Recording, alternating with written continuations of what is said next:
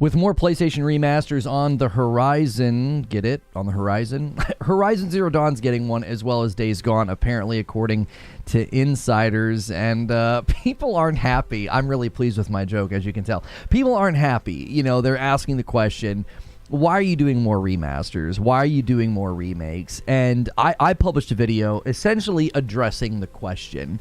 And in the video, I walked through all the games that people typically throw out and say, hey, these are the ones that should be remastered or remade. They go back pretty far, 14 years, 10 years. And they're looking at titles like Days Gone. They're like, that's 5 years old. They're looking at Horizon Zero Dawn.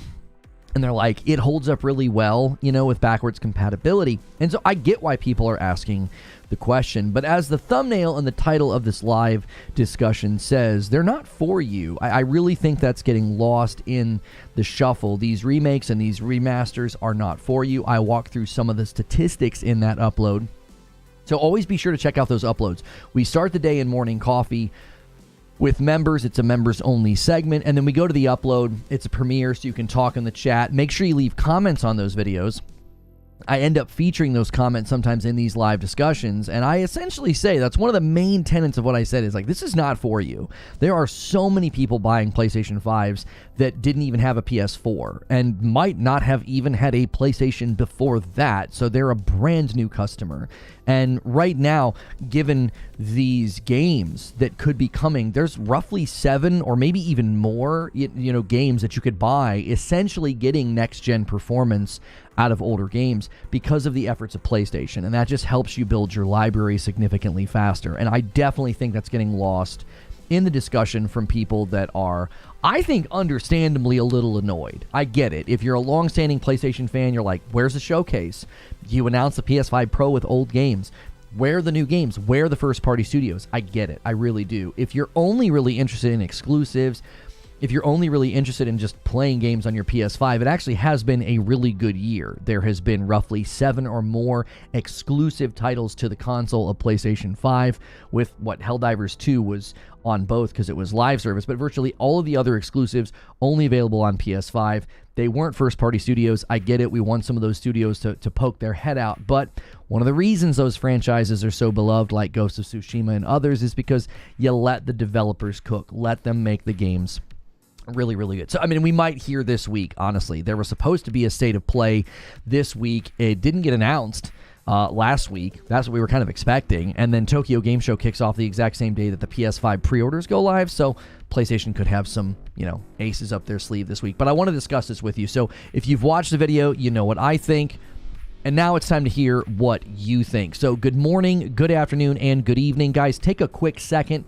Smash the like button. There's already about 300 people here. Let's get those first 100 likes. I'm going to be reading through some of the comments on the video. Crispy Bogod said, I'm one of those PS5 owners that hasn't been on PlayStation since the PS2. I don't mind the remakes. It has allowed me to enter the PlayStation backlog with modern graphics and a lot of games I've missed out on. Great point. That is exactly the consumer that PlayStation has in mind. There are roughly 20 million people who own a PS5 right now, and they didn't own a PS4. So they didn't have a chance to play Days Gone. They didn't have a chance to play Horizon Zero Dawn. And you might say, oh, but they could have. They could have since they got their PS5. It's probably unlikely. It's probably unlikely that they bought a PlayStation 5 and immediately went and bought old games. Now, I did that with Ghost of Tsushima, but then the director's cut came out, and it was like a real good push to play the game, especially if you wanted to turn on some of the nice features. So I do think you have to consider that in the equation. Show us the t-shirt. It's just the wanted Deadpool one. That's all. Just the wanted Deadpool one. I do need to thank some people here before we start reading more comments.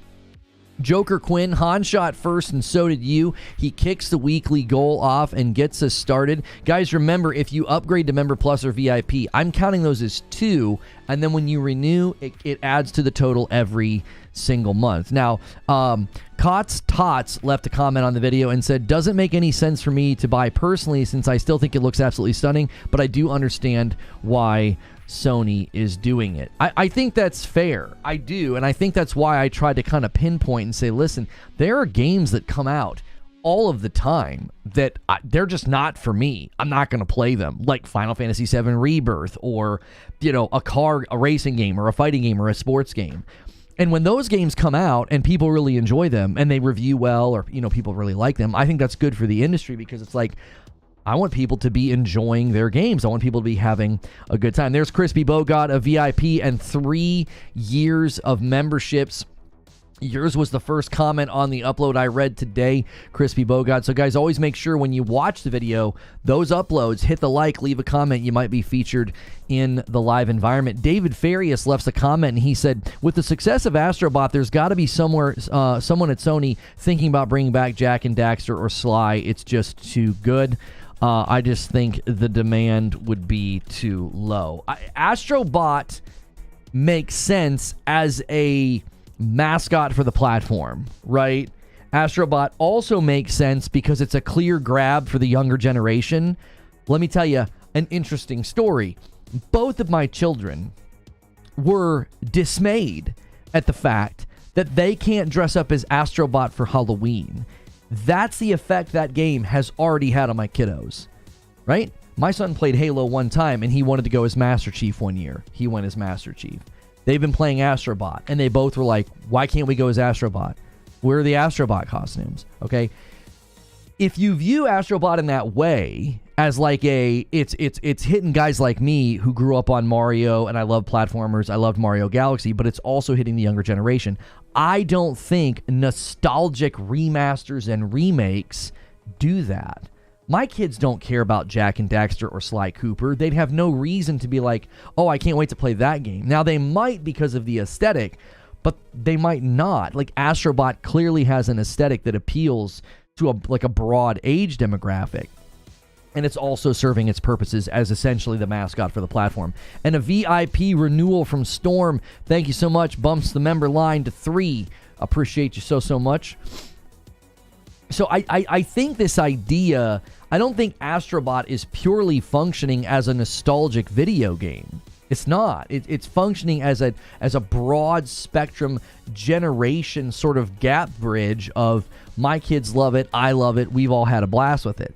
I don't think you get that from Jak and Daxter or Sly Cooper. I don't. I'm open to being wrong, but PlayStation has all the data that they need. They have these games available on backwards compatibility. They can probably see the degree to which they are engaged with from their users. They recently added, what was the game? Daxter. They added that game to PS Plus. Right? I'm telling you, they know. They're going to look at the numbers and they're going to know. So you guys could prove me wrong. You could. And I'd be okay with that. I'd be like, yo, I was wrong. I underestimated Jak and Daxter. I underestimated Sly Cooper. Look, they just did a remake. They just did a remaster. I don't think that's going to happen.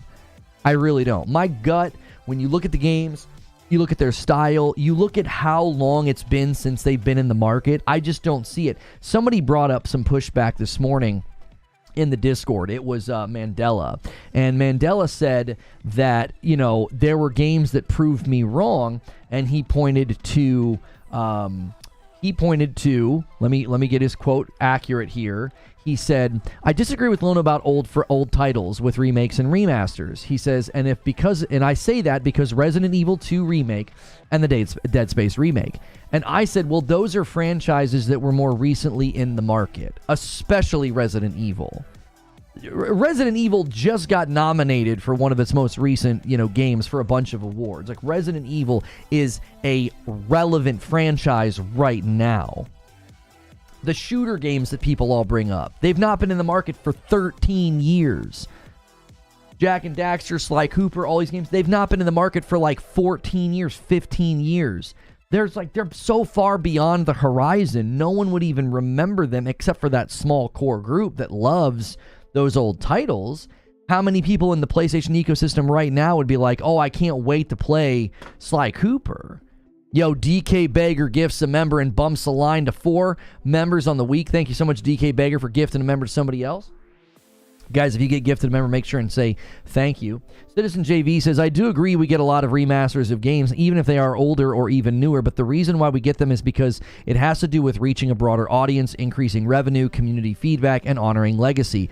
I, for one, really like remasters, especially when it comes to Doom, Quake, Doom 64, for example, Night Drive Studios. I think that's great input. I think that there are some financial reasons that people don't consider here either.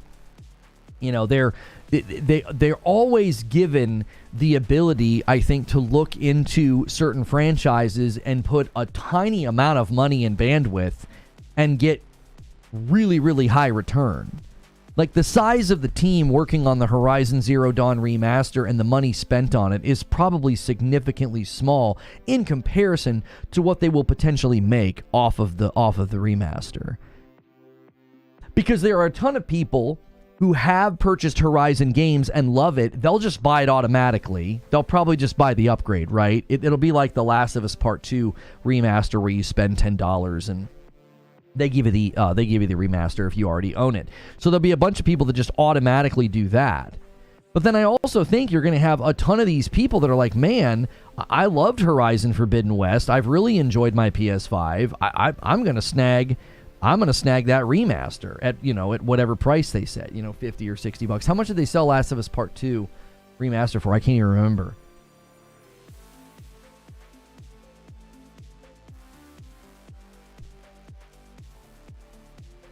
Excuse me. Morning, fam. What's good, Tremolo? Sucker Punch just doesn't care much about their older catalog games like Sly and Infamous. That's the other thing that came up the other day when we talked about this is you've got to think, did the developers even want to make these games anymore? Have they moved on? Like, internally and mentally, have they decided we really don't want to do anything with those anymore? So you would have to hand it to another studio at that point. Right? Cat Uncle with an entire year, and that's a member plus, pushes us to 5 members on the week, setting up a 20 bomb, and then I'll owe you guys. Every 25 I owe you, and now we've got a nice little setup there. Thank you, Cat Uncle. We just know that the game coming out a week after Horizon Zero Dawn Remaster will be a banger. Breath of the Wild for Horizon Zero Dawn and Elden Ring for Forbidden West, right? Yeah, really, Cat Uncle. Everybody should be thanking Horizon that they're going to be coming into the market one more time, because every time they do, we get a really great game right after the fact. So, really, you guys owe Horizon an apology. Because you're going to get, something at the level of Breath of the Wild or Elden Ring. You would take a Sly Cooper reboot. I think that you could probably take a poll of gamers, and you could probably find anybody, anywhere, that would love any game to be remade. It's never a question of are there people that want it. It's a question of, are there enough people that would want it? Are there enough people that would buy it? And I think that's where those games just fall off the table. I really just don't think you would have enough people buying them. You have to understand, Astrobot's not a remake or a remaster. It is a fully fledged, well-built, really fun adventure platformer, right? It's super, super fun. And it's brand new. Obviously, yes, they are using a character that's been around for a really, really long time. But again, I don't know if you came out with a brand new, really well-built Jak and Daxter. Like, would anybody care? Aren't you better off making new characters, I would think?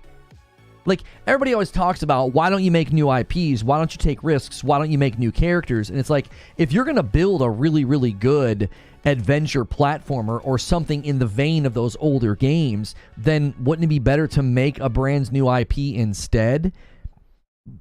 Something that's actually built to appeal in the same way that Astrobot did. Make something that can appeal to that broad audience so that, like, my kids are loving it and I am as well. If they would remaster Aloy's face to look feminine, I'd pay full price. I mean, you should probably pay for glasses, because she quite literally looks one-to-one to the face model, and the face model's gorgeous. So, quit looking at photoshopped images of Aloy in rage bait videos. Lono, speaking of remakes, do you have any interest in the console release of New World Eternum? No. I played it, and I just don't... The biggest problem with New World is not the game, it's just the way that it feels. The game itself, I think, is very thoughtful. I think they've done a very, very good job of like listening to community, making really good changes. I always thought New World could do very well on console. It's probably too little too late, because I feel like it's like the everyman's MMO. It's like very, approachable for the more mid lane, more casual style player, like the busy dad, the working mom, like all these different demographics of players now that can't play a game like back in the day when people were playing EverQuest and World of Warcraft for 16 hours a day. A lot of those people have moved on in their life to a stage where they can't do that anymore. And I always thought, New World could be amazing on console. I think it's a little too late. I also think for me, it just doesn't feel that great. Like the combat is my main issue. I really want moment-to-moment combat in a game like that to feel spectacular, and I can't go from games like Tsushima, Sekiro, Elden Ring, God of War, and go and play a game like that and have a good time. The combat ends up really, really frustrating me, pretty significantly. Because for me, I need the swing of the sword, the block of the swing, with the shield or whatever. I need that to feel like quick, responsive, moment to moment. The TLU 2 remaster was $50 and it was $10 to upgrade. Okay, yeah, so the Horizon Zero Dawn remaster will probably be priced exactly the same. It'll be $50, and if you own Horizon Zero Dawn, you'll be able to upgrade for $10, right? So, like, in the grand scheme of the criticism, I just don't see why anybody cares. You either own it and would like to do the remaster, which means it's only going to cost you $10, which I think is a very, very fair way to treat it. I think giving it to you for free would be a little ridiculous, because it is an updated version of the game that they put a lot of time into. Like, a team worked on this and made it look nice. And for $10, that's cheaper than most DLC. I think that's totally fair. And then for the people that, like, maybe were like, oh, man, I was going to check that game out. That's really cool they did a remaster. It's $50. Like, it's not a full-price game. I think that they clearly are approaching this from the mindset of, like, we're not trying... This idea, this is what always makes me laugh, is... I hadn't watched a Doc Dark video in a while, and I watched him this morning, and I like Doc Dark. I feel like he's very much leaning into being like the character, right? He's always kind of saying it with a smirk on his face. And the premise of the video is like, oh, well, you ponies will buy it. They're going to keep doing this because you ponies will buy it. And I'm like, so let me understand the argument here. They're going to keep doing this because ponies are stupid and will buy it, and they're trying to squeeze a whopping $10 out of their most loyal fans? That doesn't make any sense.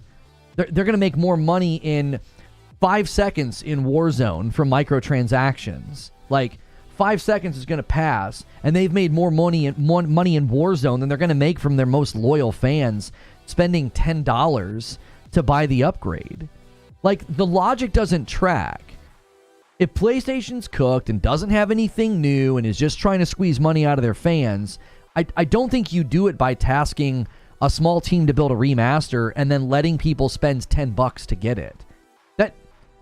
That's not a lot of money. It really isn't. It's like $10 and then $50 for brand new customers. So to direct that criticism at the quote unquote ponies, the most hardcore PlayStation fans, and they're like, well, they're just going to keep doing this, and you're just going to keep spending the money, and you're just going to keep empowering them to do this. It's like, they're not the target audience. The people spending $10 to get The Last of Us Part 2 remaster, they were not the target audience. The target audience were people like me who had not played The Last of Us Part 2 yet, and I got to play it at the best graphics possible in its current state. Same with Part 1 as a remake. I willingly bought that and played that because I hadn't played the first one since the PlayStation 3. It's like playing a different game. The graphics aren't even remotely the same. The experience is completely different. So you have to consider that. Like, if that's the line of argument that you're going to take, it's like, what do you mean? The most loyal PlayStation fans giving them a whopping $10? Like, yeah, dude, PlayStation's just lazy and greedy out here, just squeezing people for $10. Gee-many Christmas. It's like, think about what you're saying. Team Ambush with 17 months bumps the line to 6 members Guys, thanks so much. Make sure and always double check you don't have a re-up to celebrate. If you're at Member Plus or VIP and you resub, it counts toward the goal. We got a comment here from Shannon. They don't have crap to offer, so they're selling minor upgrades disguised as remastered. LOL. The most games this year and years prior. Yeah. But sure, Jan. Sure, Jan. You see, this is what happens when you obsess about things that don't matter. Instead of playing the games, you're keeping track of a score that doesn't matter. I played Stellar Blade and had a good time. It didn't matter who owned the studio. It was an exclusive that I got. Played Helldivers 2. Loved it. Rise of the Ronin landed more in the 7.5 range. Wasn't amazing, but I had a good time with it. Plenty of people enjoyed Final Fantasy VII Rebirth. You see, if you don't care about these things, then you're just playing the games and enjoying them. More exclusives this year than the other side. More games from their first-party studios, more next-gen games this entire gen than the other side. So, I don't know why you would say they don't have anything to offer. They're just offering minor upgrades. They've delivered more games than the other side. So, who are you comparing them to? I'm actually curious if we compare them to Nintendo. How many first-party games has Nintendo delivered in the last 4 years? We know we have Tears of the Kingdom and Super Mario Bros. Wonder, and then you've got the Mario game and the Princess Peach game this year. I'd be really curious how many first-party titles Nintendo has delivered, as just a point of comparison to be what's the average cadence between the platforms of let's say, I would imagine Nintendo probably has delivered the most. So let's imagine Nintendo's delivered the most, PlayStation's delivered the second most, and then Xbox has delivered the least. Well, I would be more focused on, directing your ire at the platform that's delivered the least. Right? PlayStation Studios is failing. What evidence did you have that they're failing, though? What are you basing that off of? Spider-Man 2 sold incredibly well. Horizon Forbidden West sold incredibly well. God of War Ragnarok sold incredibly well. Astrobot's not meant to be a top charting game, but it seems to be doing just fine. Where's the evidence that the PlayStation Studios are failing? Now, you could point to Concord, sure. Concord was acquired early last year, and that game, the studio, was acquired early last year, and that game's probably the biggest failure of a video game I've ever seen in my history of covering games. But I don't think that's indicative of the other studios, right? Arrowhead, see, this is something that I think is entertaining to watch. Everyone is claiming now, whether they're doing it in serious, in a serious way or in jest, they're claiming because of Concord's flop and failure that PlayStation's scrambling to do remasters. It's this remaster was already greenlit if it's got an ESRB. If it's got an ESRB, there's a playable version of it, which means this thing was already put into place before Concord failed. So even logistically and time-wise, that's a ridiculous theory. But the other theory would be, oh, hey, the Concord failed so bad they had to raise the price on the PlayStation 5 Pro, okay, which is a ridiculous theory. But let's entertain it for a second. Concord fails miserably. Total loss. Commercial disaster.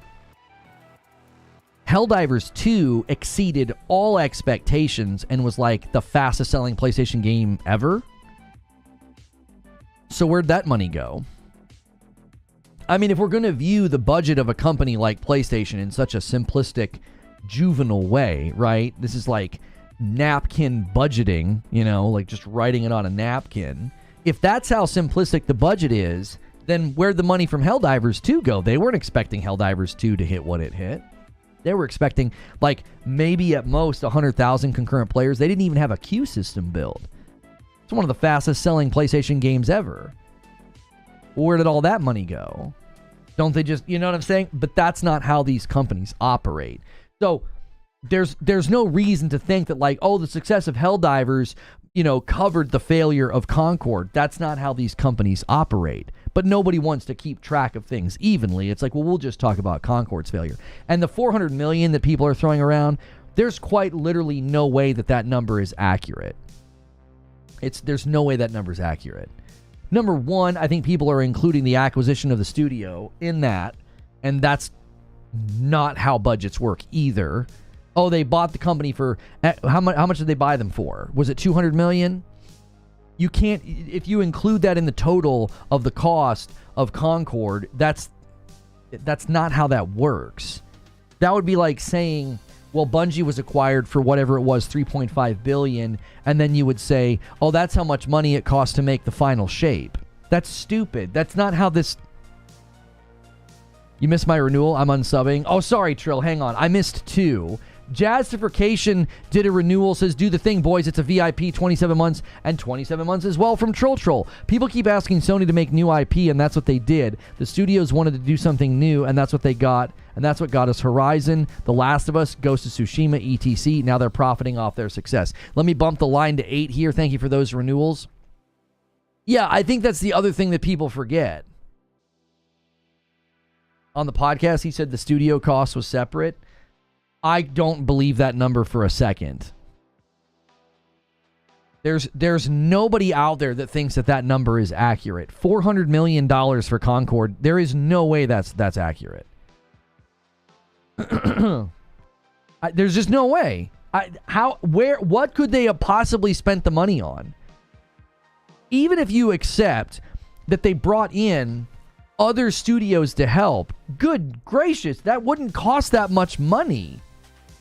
What were those studios doing? Like highway robbery, and everybody was just blind to the fact that they were getting gouged? I think that story is such a non-starter. Yes, it was a commercial failure. Yes, it was a colossal mistake to launch it. It didn't cost $400 million. There's no way. The $400 million's already been proven wrong.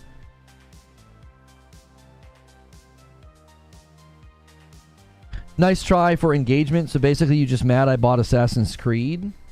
Huh? Are you talking to me? I don't care if you bought Assassin's Creed. Are you talking to somebody else in chat? Oh, he's talking to somebody else in chat. Assassin's Creed Shadows face significant backlash due to a mix of historical inaccuracies, poor cultural representation, and political controversy.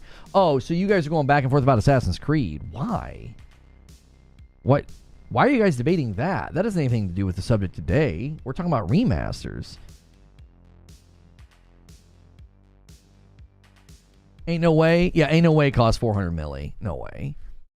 Somebody left a comment here on the video. They're making remasters in order to help create another revenue stream for them going forward. I believe that once the PS6 arrives, that remasters will increase and will be a new normal for PlayStation fans. Give them more time for their studios to work on projects, hopefully not agenda-driven.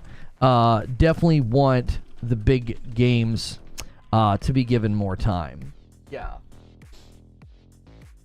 I'm 100% in support of giving the studios more time. I don't necessarily think that remasters and remakes are designed to give the studios more time, though. Oh, he's trolling your chat for engagement about a different topic. Yeah, I don't know why you're coming in and invoking the Assassin's Creed Shadows topic. Nobody cared that you pre-order the game. Play it and have fun. Nobody cares. Wait for the financial report and then speak on it. Yeah, I want facts. Like, I like Colin Moriarty. I do. But somebody gave him bad intel. There's no way. There's no way that what he said is accurate. There's no conceivable reality where that game costs that much money. There's no way. You would have had to have hired like every major celebrity in Hollywood to get even close to that number.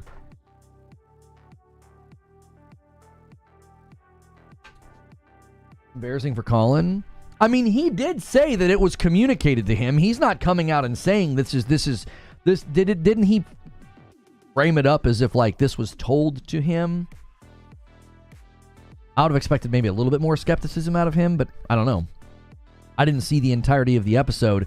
I saw the clip and then I saw all the articles. And it was like, that doesn't even seem possible. It doesn't seem possible. Can you prove otherwise? I don't have to prove otherwise. The burden of proof is on the claimant. You can't come out and make a claim and then be like, prove it wrong. Like, that would be like me coming out and saying, well, I heard Starfield cost $100 billion. You got to provide proof that it didn't. That's not how that works. Somebody made the claim to Colin. All right? That needs to be substantiated with evidence or it's nothing. It's just a wild claim. Burden of proof is on the person making the claim, not on the person who's skeptical about it.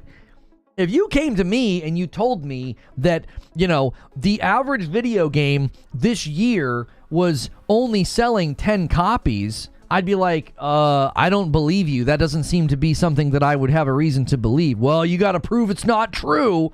No, I don't. I don't have to go and grab all the sales reports to prove you wrong. You haven't proved your initial claim to be true. You have simply claimed it. Incoming signature I told you so stream from Lono. I'm done. I'm done doing those. I'm just going to start phrasing it differently. You know? Like, I'm just going to put Drewski on every thumbnail where I was like, you know what I mean? Like, the recent information about 343 coming from an ex-employee says that the main problem was the contracts. I'm just going to be like, just every time, you know? My wife's like, you should get that. There's a country song, I told you so. Like, she's like, that should be your theme song. Like, I tried to tell you. Every time. Sony is squeezing for every penny. Yes, a whopping $10 upgrade fee to those who own the game. Yeah, LOL. Yeah, they're really squeezing us, boys. they're squeezing us, dude. Do it in old English, says Donnie. I toldeth ye so. Ye would not heed my warning. That's it. He says he vetted him and trusts his source. The problem is it's one source. Listen, Colin vetting his source is fine. We need to see the financial breakdown of where the money went, because somebody bought an island.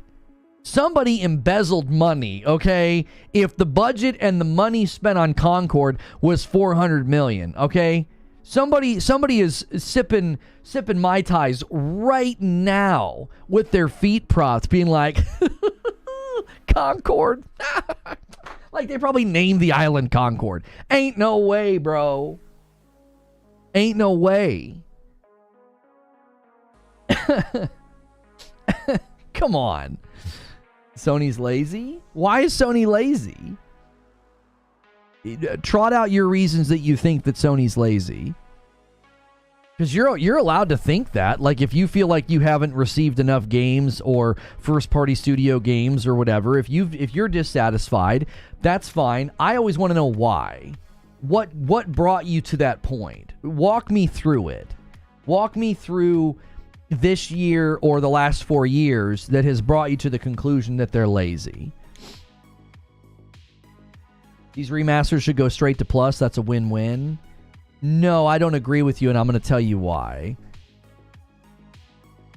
The strategy behind these remasters and these remakes is for people to build their libraries more quickly that are new to the ecosystem. That does not get achieved on PS Plus. And a 20 bomb from MASH! MASH is the last man standing. The last big boy dropping the bombs. This guy tried to turn the member count around last week, and it just didn't happen. It just didn't happen. He tried. You guys have got to help this man out. He needs a tag team partner. We need some more folks throwing in. And you guys can speed it up by upgrading. You upgrade to Member Plus for $1, and it counts as 2 memberships. We count upgrades as 2 because we really want to see that happen more and more. It's really helping us do more shows. We've got all this extra content that we're doing for Member Plus and above. $40 for a stand is kind of tight. I like PlayStation, but it feels bad. Oh, I mean, you will never get me to defend their handling of the vertical stand or the disc drive in the PlayStation 5 Pro. Homie, no. I won't defend that. That's that Apple ego flex. You know what I'm saying? That's that Apple ego flex. That's all they're doing. They're flexing the fact that where the frick are you going to go? Oh, your iPhone doesn't come with a charging cable anymore. You cry about it. That's what Apple would say to you. Yeah, cry about it. Buy it. Where else are you going to go to get this? I'm not going to defend it. It's that's what happens when tech companies get into dominant positions. They're like, suck it up, Cupcake. Somebody else will buy it then. Well, I'm not going to buy a PlayStation 5 Pro. Cool. Get out of the line and let the next guy buy it. That's going to be PlayStation's posture. They don't give a frick. You know, all these guys mauling on YouTube. Oh, the price. What a scam. Yeah, shut the frick up. They don't care. Everybody's going to buy it. It's just, it's like NVIDIA cards. They're expensive. Do you think anybody says, do you think anybody is like, oh, I'm not going to buy that. That's overpriced. And NVIDIA's like, fine, get out of the line. Let the next guy buy it. Just be quiet. It comes with a cable, just not a brick.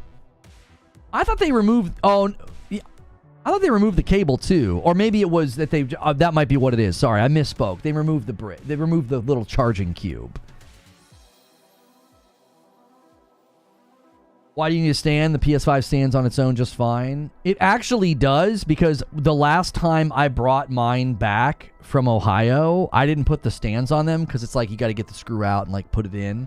And yeah, they just stand just fine without them. I don't think they need them. But I think it does look nicer, especially the new stand. I think the new vertical stand is pretty nice. It looks pretty stylish. He said the PS5 has no games. Wait, so the person that I said, why do they think Sony is lazy? They said the PS5 has no games. Wait, let me scroll. I think I just saw him. PS5 is 4 years old and is still lacking games like the PS4. For 4 years? Okay, so my question would be is, number one, do you own a PS5? And number two, what games have you purchased? I'm genuinely curious. I am. I have a very hard time believing that like an actual consumer who bought the PlayStation 5 truly believes that. I have such a hard time. And if there are people that feel that way, I have to think that there's such a small amount. The demand for the PlayStation 5 has gone up. If what you're saying is true, then that wouldn't happen. People would say, why would I buy a PS5? There's no games. Why would 30% of the people buying a PS5, they don't even own a PS4? That's like 20-something million people. Close to 20 million out of the 60 million are like, yeah, I bought a PS5 and I didn't even have a PS4. What's motivating them to do that if there's no games? Why are they doing it? What's driving the purchase? What's driving demand for the console if it has no games? Seriously. I'm genuinely always wanting to know, did you arrive at this conclusion through your own experience, or are you just parroting talking points from somewhere else? Creature says, here's my biggest issue with your position on these older games. Kids today love Astrobot. They would probably love Jak and Daxter if they met them on modern terms instead of blurry messes from 12 years ago. Also, do you question these studios' abilities to modernize these games? We're not talking about one-off PS studios here. It's literally the big three, Insomniac, Guerrilla, Naughty Dog. Right, which brings me back to something I said a little while ago. I don't think those studios want to do that, so you'd have to hand it to somebody else. And at that point, why? Why are you doing this? And I don't agree with you. Astrobot is a modern, platforming, brilliantly built game. Remastering or remaking those old games? No. I would put money on it. My kids would play those games for like 10 minutes and be like, I don't like this. Games from 10 years ago, 14 years ago, especially like that, they're just built different. You would need brand new games.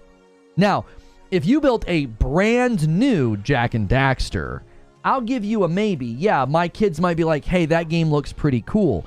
But at that point, if you're building a brand new one, why would you not just build a new IP and try to do some research and have it land in a lane where my kids would instantly see it and want to play? My kids saw Astrobot for 5 seconds and wanted to play it.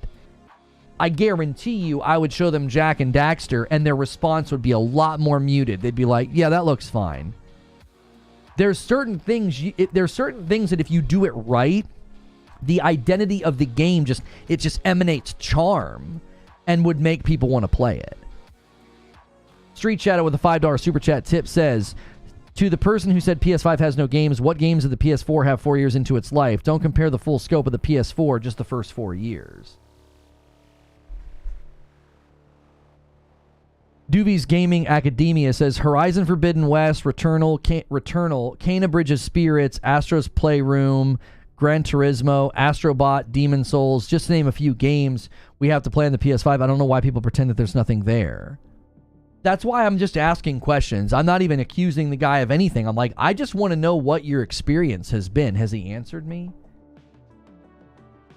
Like, if you purchased a PS5, what games have you bought for it? Oh, here he is. I found him. No response. No response. The only thing he said in the past was like Sony's in arrogant mode. Arrogant Sony's back.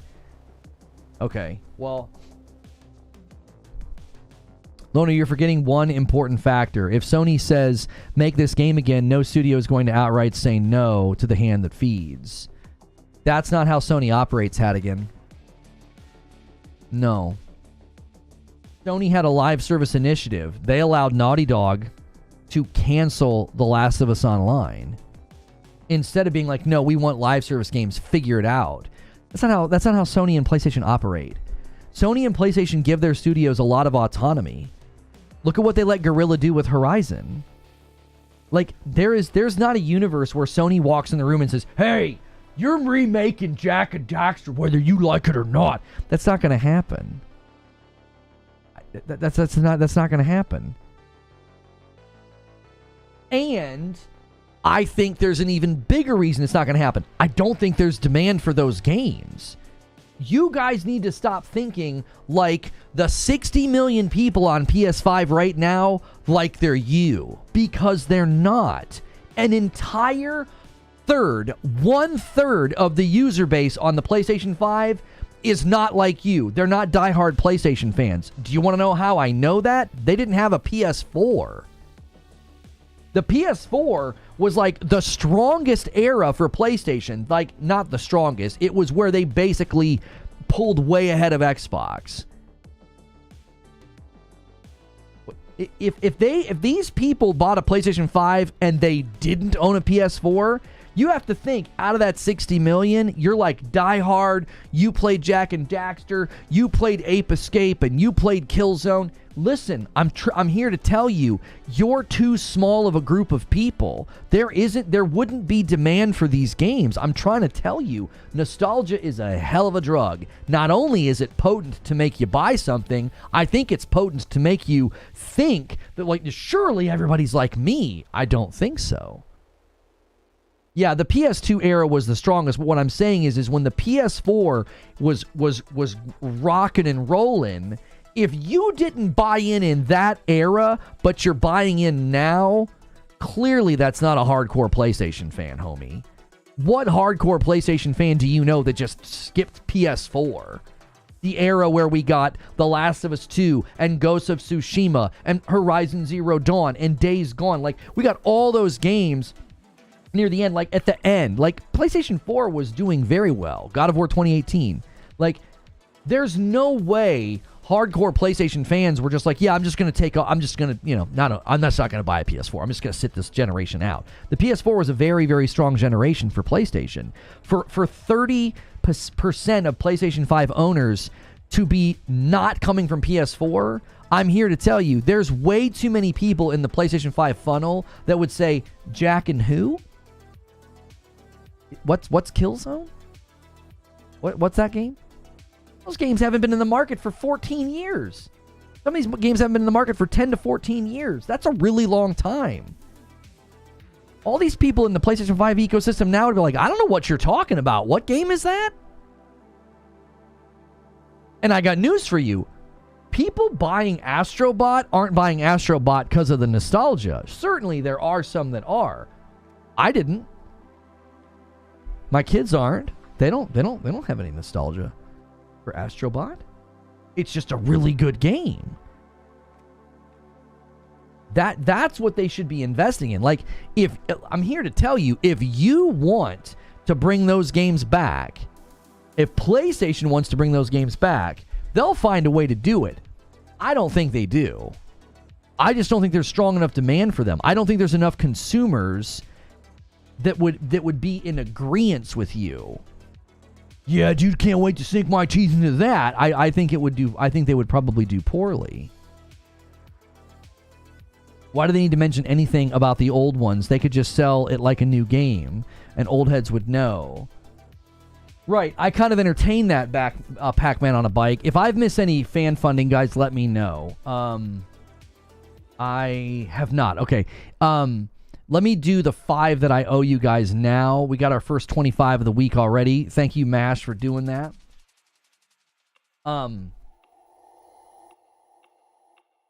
If you're gonna make a brand new Jak and Daxter, why wouldn't you just do proper market research and make new characters in a new game and a new IP?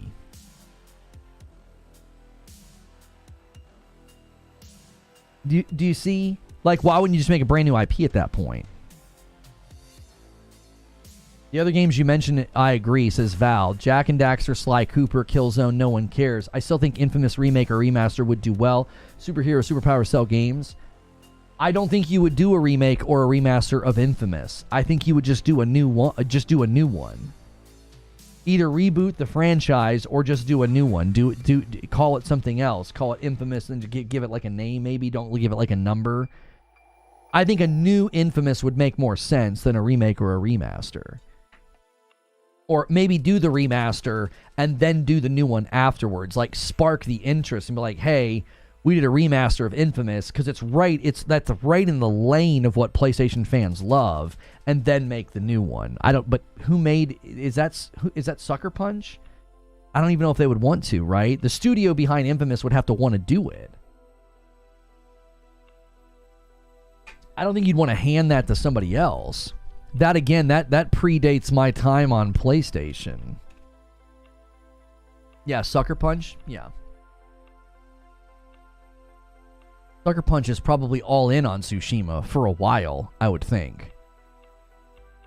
People are acting like Killzone was this super popular franchise back in the day. To put it in perspective, the first Horizon game alone sold more than the entire Killzone franchise altogether.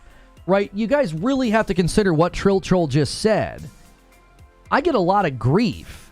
This is quite literally, people will claim that, like, I'm a PlayStation grifter because I don't know how great those games were. And it's like, I've readily admitted for years I was a latecomer to PlayStation, so I'm not sure how that's a grift to openly admit and continually say, I'm like the worst pony there ever was.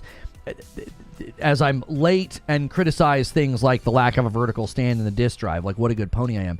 But the point is it's like, go back and look at how successful these games were versus these other efforts. On paper, that doesn't stand a chance. That's just basic math.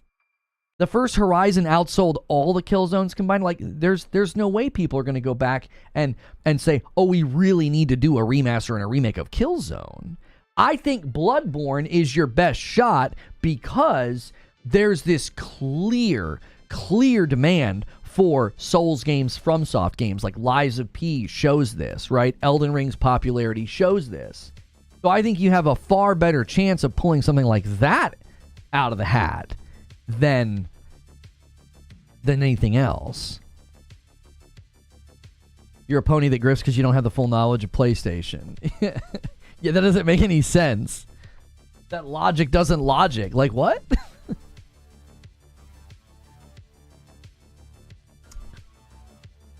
Now, I got a guy here saying disagree. People are playing Bloodborne on an emulator with 120 and it does not break anything. It was designed around 30 FPS, so it breaks everything. If you remove the cap is a lie. You don't understand the technology.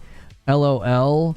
It took the mod, an emulator, years to get to that point. But sure, Jan. Like, it took them years to get to that point.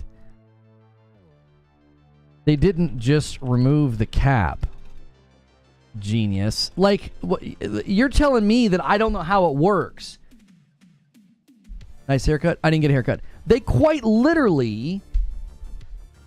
The mod and the emulator, they didn't just go in and remove the cap. There was a lot of work that had to be done to get Bloodborne to run at 60. The one guy literally had a post about it. One of the guys that actually did it was talking about the fact that you can't just remove the cap. Like, don't tell me I don't know about it. I've already researched this. They quite literally, it took them years to get to the point to where you could play it at 60 without a bunch of problems. Oh, you're saying you like my hairstyle. Thank you. Thank you. Sure, Jan. Like, the people that have been modding and getting Bloodborne to run above 30 have been wrangling with that game for years. But yeah, they just went in and removed the cap, and it ran perfectly fine.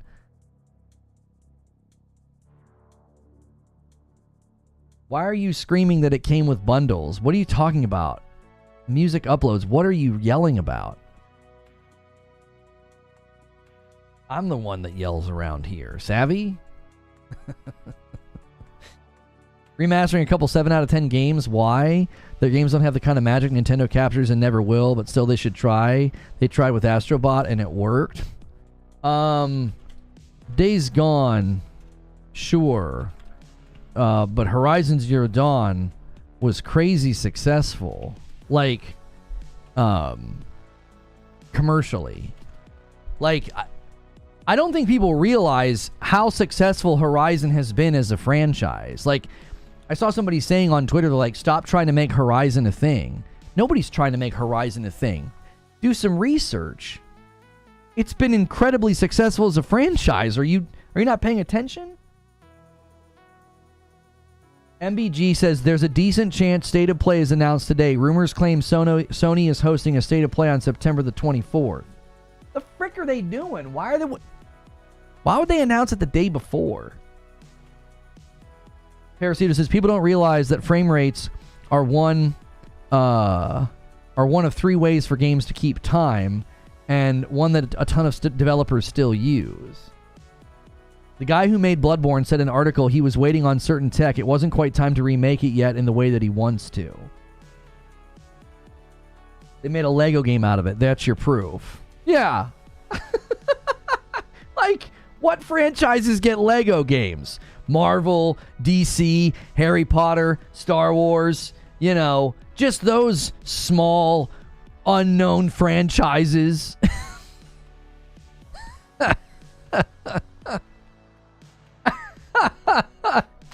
Like, you know all those Lego games that are just, not that popular, like the Lego movie that's got Batman in it. Yeah, I mean, just small franchises are typically showing up in Legos, Jurassic Park, stuff like that. You guys might not have heard of any of these things because they're pretty small.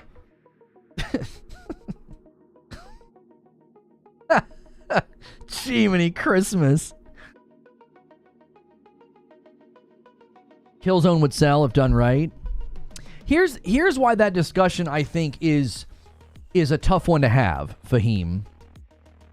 I think Killzone could be done right and could be awesome, and it's not like Call of Duty. But the challenge would be your primary target audience is a lot of it is COD. And in trying to sell a shooter to COD heads, I think is something that PlayStation thinks is a waste of time because it's evidenced by their complete lack of trying. They're not trying. And guess what? Their recent effort with a shooter blew up in their faces. Now, admittedly, Concord's nothing like, Call of Duty, but it was a shooter. So They have not made a single effort to sell a modern-looking first-person shooter like a Killzone or a Resistance. They've not tried, and I think it's because they know the main people that would look at buying this game are COD heads. Killzone's target audience is not COD players. Who do you think the target audience is for a first-person shooter then? Who do you think you're primarily going to try to convince to buy it? What, like hardcore MMO players? RTS players? People who play Sims? Who do you think the primary target audience of a modern shooter would be? It doesn't even matter. If your game is completely different, Killzone is significantly different from Call of Duty. That's not the point that I'm making. The point that I'm making is when you market it, you're primarily going to be looking at the shooter audience because you're making drum roll, a shooter. If you're making a shooter, you're going to target people who like shooters. And what's the granddaddy? Who's the big dog in the room? Call of Duty. And I'm here to tell you, internally, I think PlayStation has said that's a waste of our effort. It's not worth the risk. It's not worth the marketing spend. It's not worth the R&D and the development, because that huge portion of the shooter audience, they don't play anything else. That's all they stinkin' play. That's the issue. I think people keep getting snagged on this. They're like, but Killzone's different, and Killzone would really appeal to different players. I don't think you're incorrect in saying that, but I think internally PlayStation knows in order for a game like this to be really successful, we would need those guys over there to also buy it, and that's all they do. That's all they play. All these other modern shooters keep trying to come to the market, and I'm not saying Killzone would be live service, but I mean, look at the live service games. They can't crack the nut. It's like, we can't get enough players. Concord didn't get any. X Defiance hemorrhaging players. Like, I think Splitgate's going to face similar problems. You're just not going to be able to get enough people in your funnel. So I think everybody kind of misunderstands my point when I make this. I'm not saying, oh, Killzone would be too much like Call of Duty, it wouldn't work. No, I've never once tried to indicate that. You're making a shooter, you gotta wrestle with the Call of Duty audience. You have to, if you want your game to get traction and get, especially if it's a PlayStation game. Killzone was meant to be a Halo killer, not a COD killer. No, see, you're not. I'm not saying that it would be it would set its sights on being a COD killer. Hadigan, let me give you an analogy, and it's more than an analogy. It's real life. One of the greatest first-person shooter developers tried this with a little game called Titanfall 2. Titanfall 2 was nothing like Call of Duty. There were Titans, double jumps, wall jumps. It was a completely different style game. And they launched their game and were crushed by the king. Now, some of that's their own fault. They launched in an absolute valley in between Battlefield and COD because they thought they could take on COD, which was stupid. But I think even if you would have launched Titanfall 2 like later, it still would have faced the same problem. It'd been like, grand opening, grand closing. A bunch of people buy the game, and then they all go back to COD. Now, if your pushback is, well, Killzone doesn't need to be live service, it could be an amazing single-player experience with really cool mechanics and a really unique style game. Okay, I'll grant your point. You are still making a shooter. And I think PlayStation knows deep down, if we make a shooter, we got a really, really tough uphill climb, because those boys over there, they don't play anything else. That's all they stinking play. Look at the stats that we learned from that FTC article. I'm sorry, FTC trial. Look at the amount of people that are still on PlayStation 4, and that's all they play. All they play is Warzone. Shout out to P-Rock. Oh, grand opening, grand closing. I don't get that from Porter Rock. That's from the original. That's from Chris Rock. What do you say? Yeah, that's not P-Rock.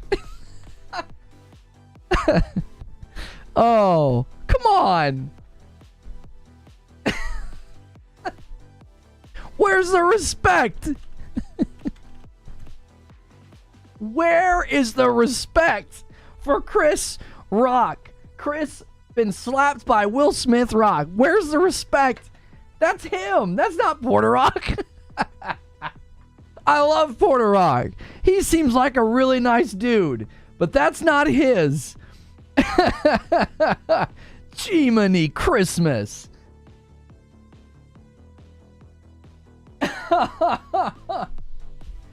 Yeah, I know. OID. It's in the opening of his vids.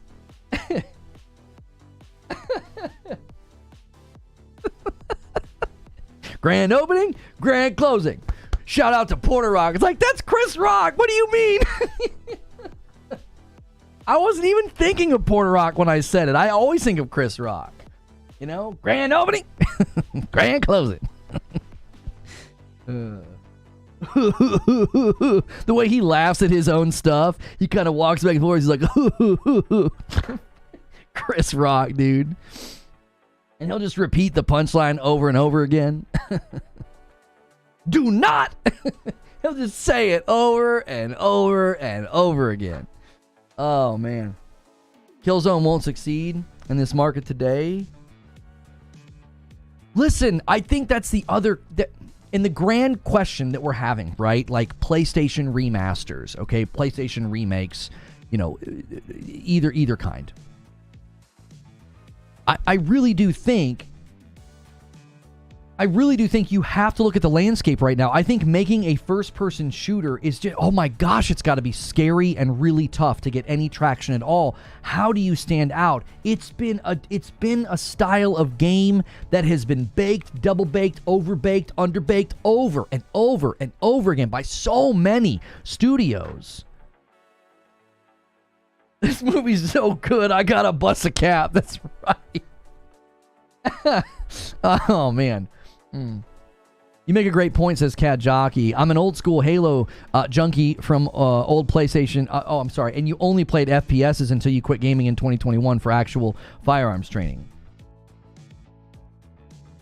You target your install base who love movie-like cinematic games. Killzone can do that. I mean, maybe, Paul, but I continue to think that as soon as it's a first-person shooter, it just comes pre-baked with all these expectations and presumptions.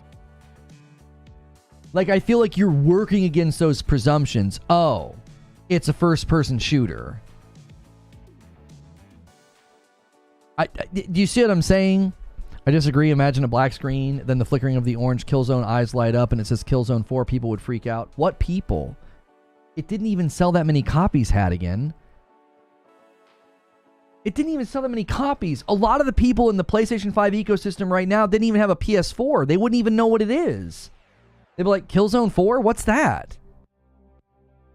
If I wasn't a YouTuber, I wouldn't know what Killzone is. I wouldn't. I would see that trailer and be like, what's that?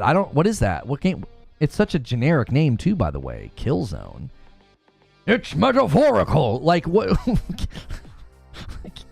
Killzone? You can come out with a game, come out with a Watch Dogs style game and call it Hotspot? Like, what are we even saying here? It's not even that good of a name. A $10 super chat tip from Street Shadow. I was a day one PlayStation 3 user. I loved every first-party multiplayer game. People didn't play Killzone, Warhawk, Resistance, and SOCOM at the scale you would need for a studio or Sony to reinvest. Thank you. Thank you for the super chat, and thank you for making the point. These games weren't that popular. Who would go crazy for it? Manufactured hype would sell Killzone 4? I just don't know, man.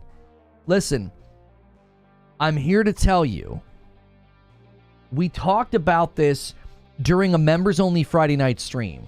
Great reason to become a member. You get to hang out on Friday nights with me and my wife. I have a couple of drinks, and I'll just start talking about something all of a sudden, and we'll get on like a tear. And I said, what if the reason Astrobot is like diving into a nice, cool pool of water is because it's landing in the absence of games like that right now? There hasn't been this barrage of games like Mario Galaxy. Mario did a return to form with Super Mario Bros. All-Stars, and Odyssey was years ago, and Odyssey honestly was not like Galaxy. Look at what Astrobot did. If Astrobot would have landed after like Mario Galaxy 3, reception would likely have been a little bit different. It likely would have been a little bit different. I'm not taking away from Astrobot. I'm saying there's always going to be that recency potential exhaustion of like, can we get something else? Like, I mean, you see people criticize PlayStation 4 this already, right? All their games are movie games. Stated by people who have never played them. God of War looks like a movie. Shut up and play it. Like, the combat is visceral and intense and very snappy. It's one of the best combat systems ever designed. I mean, look at the depth of what you can do. Watch some of the plays and videos people made playing through God of War Valhalla, and let all these naysayers go make your clip then if it's just a movie game, right? But that commonly gets hurled at PlayStation. All they do is make movie games, right? Well, if there's a genre that we have so much of. It's the first-person shooter. Like, how many first-person shooter games are just dead and on the floor because, like, nobody really cared to play them? They were just like, there's so many of them already. That's why I said in my video, I think SOCOM would have the best chance to come out cracking. And Val, with the 10 bomb, takes us to 38 members on the day. We need some of that member gifting momentum, man. Last week, we missed the weekly goal. We got to start the streak over, and Val's putting us in position to do that. Thank you, Val. The convos are insufferable. Yeah, it's never people that have played the game. You're trolling. We all came from PS4. No one's trolling. PlayStation revealed in an earnings call in February of this year, Hiroki Totoki revealed that 30% of the people buying PlayStation 5s didn't have a PlayStation 4. No one's trolling. These are facts. Cold, hard, undeniable facts. Roughly 20 million people bought a PlayStation 5 and didn't come from PlayStation 4. And those people can buy Ghost of Tsushima Director's Cut, Last of Us Part 1 Remake, Last of Us Part 2 Remaster. If these two remasters that we just heard about, that's so much of an expedited library build. They're like, let me build my library on PlayStation right now. What did Detective Seed say? Killzone has a franchise that sold over 6 million copies. I think it could do well for PlayStation. Yeah, lifetime 6 million, but how long ago? Where Detective Seeds? That's not that many people. You have 60 million PlayStation 5s in circulation right now. And you have 6 million people lifetime that bought the game, and that was a lifetime ago. How many of those people are just like 100% moved on from that kind of game, or maybe they don't play anymore, or maybe they only play Call of Duty now? Who knows? And Bushin Ryu Cat gifts a member and bumps the line to 39. Guys, always double check at the bottom of chat. Hit that $sign. You may have a renewal to celebrate, and when you're at VIP or Member Plus, it counts toward the goal. So always celebrate your memberships.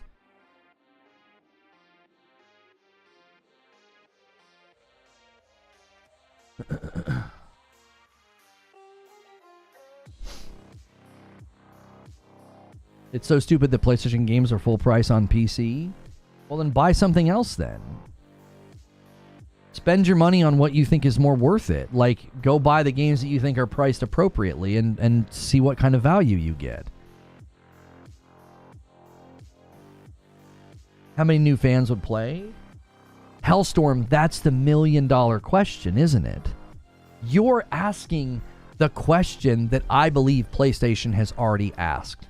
I think they have internally asked the question. I want you to think, okay, just track with me here. I want you to imagine your PlayStation, and I want you to look at the dominance they've achieved with Call of Duty. Okay? Roughly half of the people that buy Call of Duty annually buy it on PlayStation. So I want you to picture yourself, your PlayStation, and you know that. Hey, man, our audiences really like this shooter game. They like shooters. Wow. Doesn't it stand to reason that if there was good business impetus and good demand, they would have already done this? I want you to really think about what I'm saying. Go back in time. It's the PlayStation 4 era, and they're dominating. They're growing. They're acquiring rights and exclusivities, and they walk into the PS5 era, and they have they have half of the people buying Call of Duty on their platform. And if you think there's demand for a Killzone or a Resistance, they would have already done it, because they have an enormous amount of consumers that have demonstrated how much they like shooters. Polling the chat's pointless. It's YouTube. That's not indicative of the market. JC with 16 months in a VIP. 16 months, time flies. Well worth it. Keep up the great work. Rounding us out nicely to 40 members, setting up a 10 bomb to 50. We'll see if anybody takes the bait. Thank you, JC. There are versions of you working at Sony saying, dude, we should make a shooter probably 3 times a day. I really do think understanding how sales today is vastly different from how sales were back then. It's important to keep in mind. Mandela, in what direction?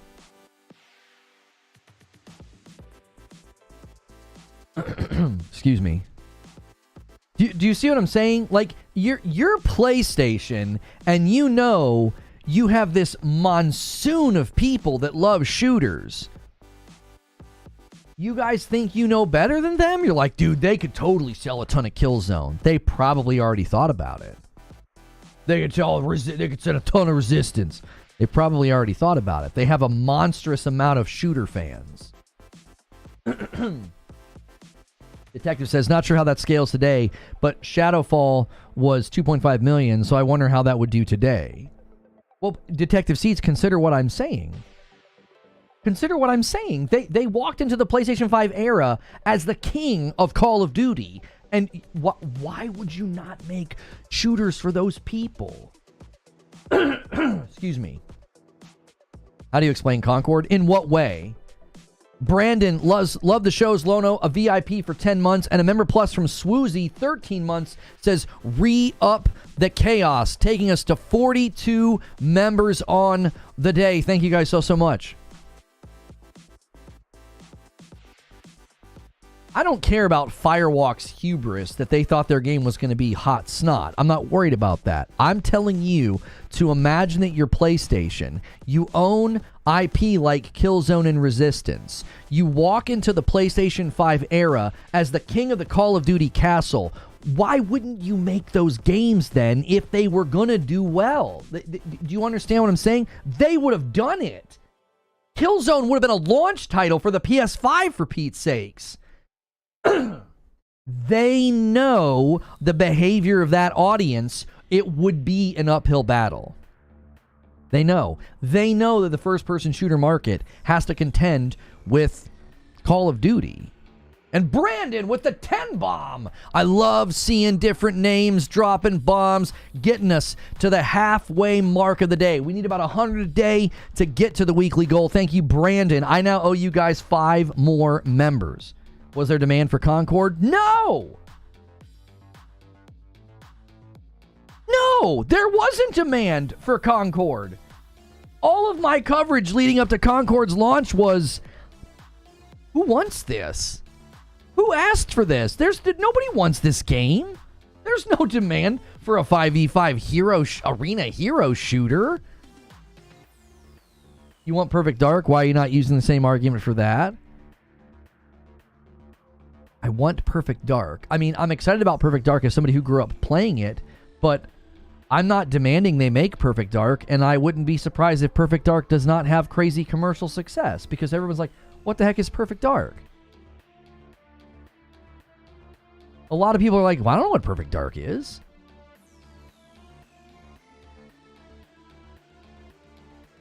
Detective says, I don't know. I wonder if their previous deals with COD may have deterred that. Could they make an adjustment now with the acquisition? I think it would be interesting to see what they do. I mean, that certainly could have played a role, Seeds. Certainly.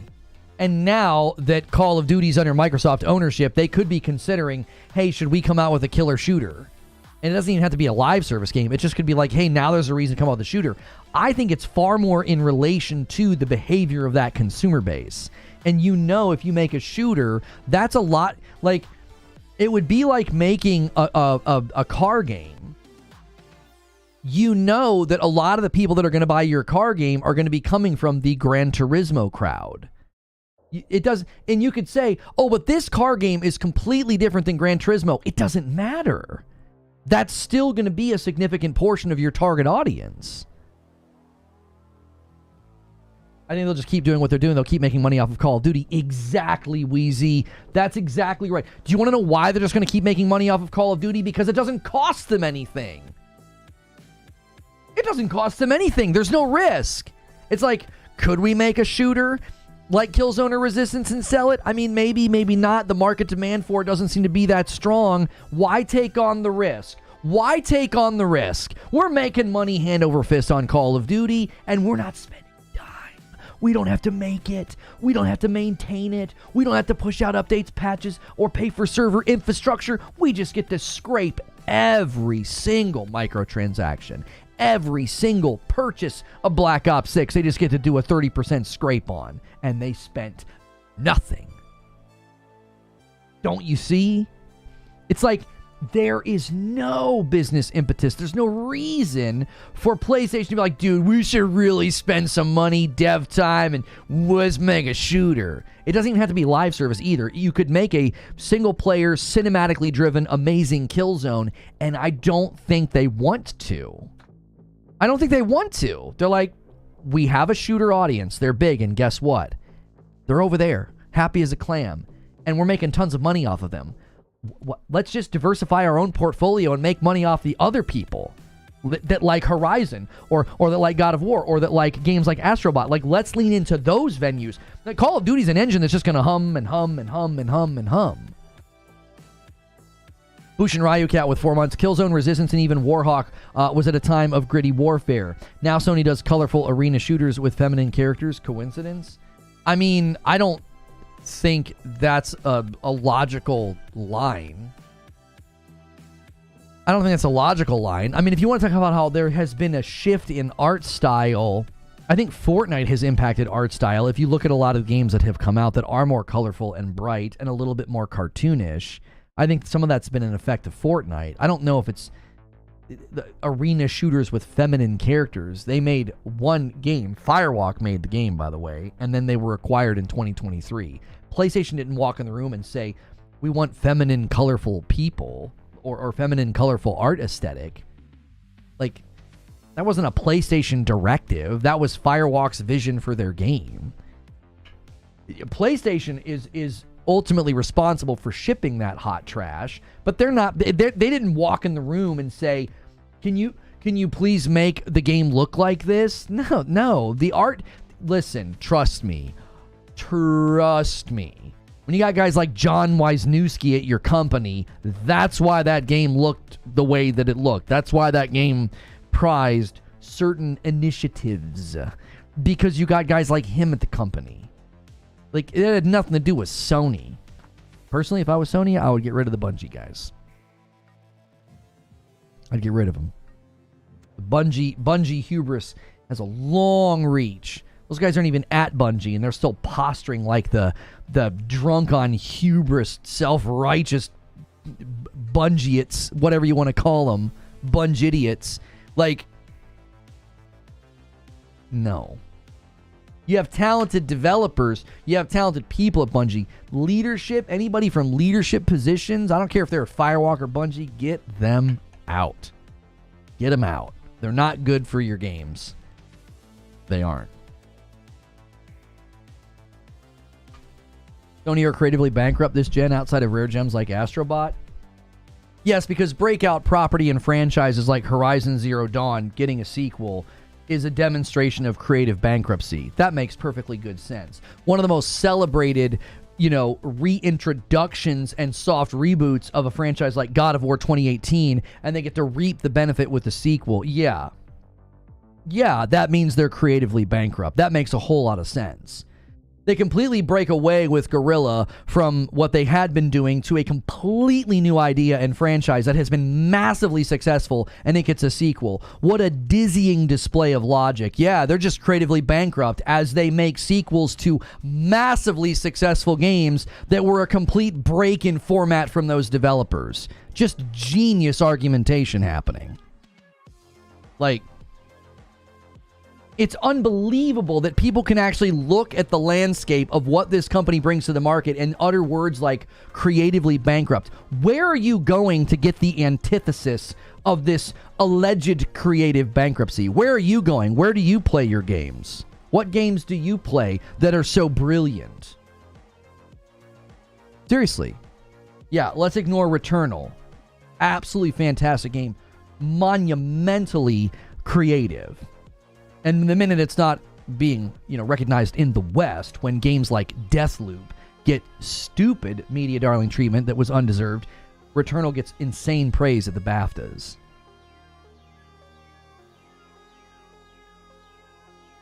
new games and remasters are not an either-or situation. That's exactly right. There's still, like, I just want to know, where are you going to get these amazing, creatively ingenious games? Nintendo? So, I mean, I'll give Nintendo props. Nintendo has some great games, but, like, Nintendo also does what's familiar and what's safe. Like, I don't know. What were their 2 biggest games last year? Walk into it, just embrace it, walk into the trap card. You've already done it, because I knew you would say Nintendo. I knew you weren't dumb enough to say Xbox. Walk into the trap card. Just embrace the fact that you fell for it. What were Nintendo's bangers last year? Come on, just type them. Just put them in the chat. Don't make me say them. Put them in the chat. What was it? Oh, that's right. It was Zelda Tears of the Kingdom, built within the same game as the previous, Breath of the Wild.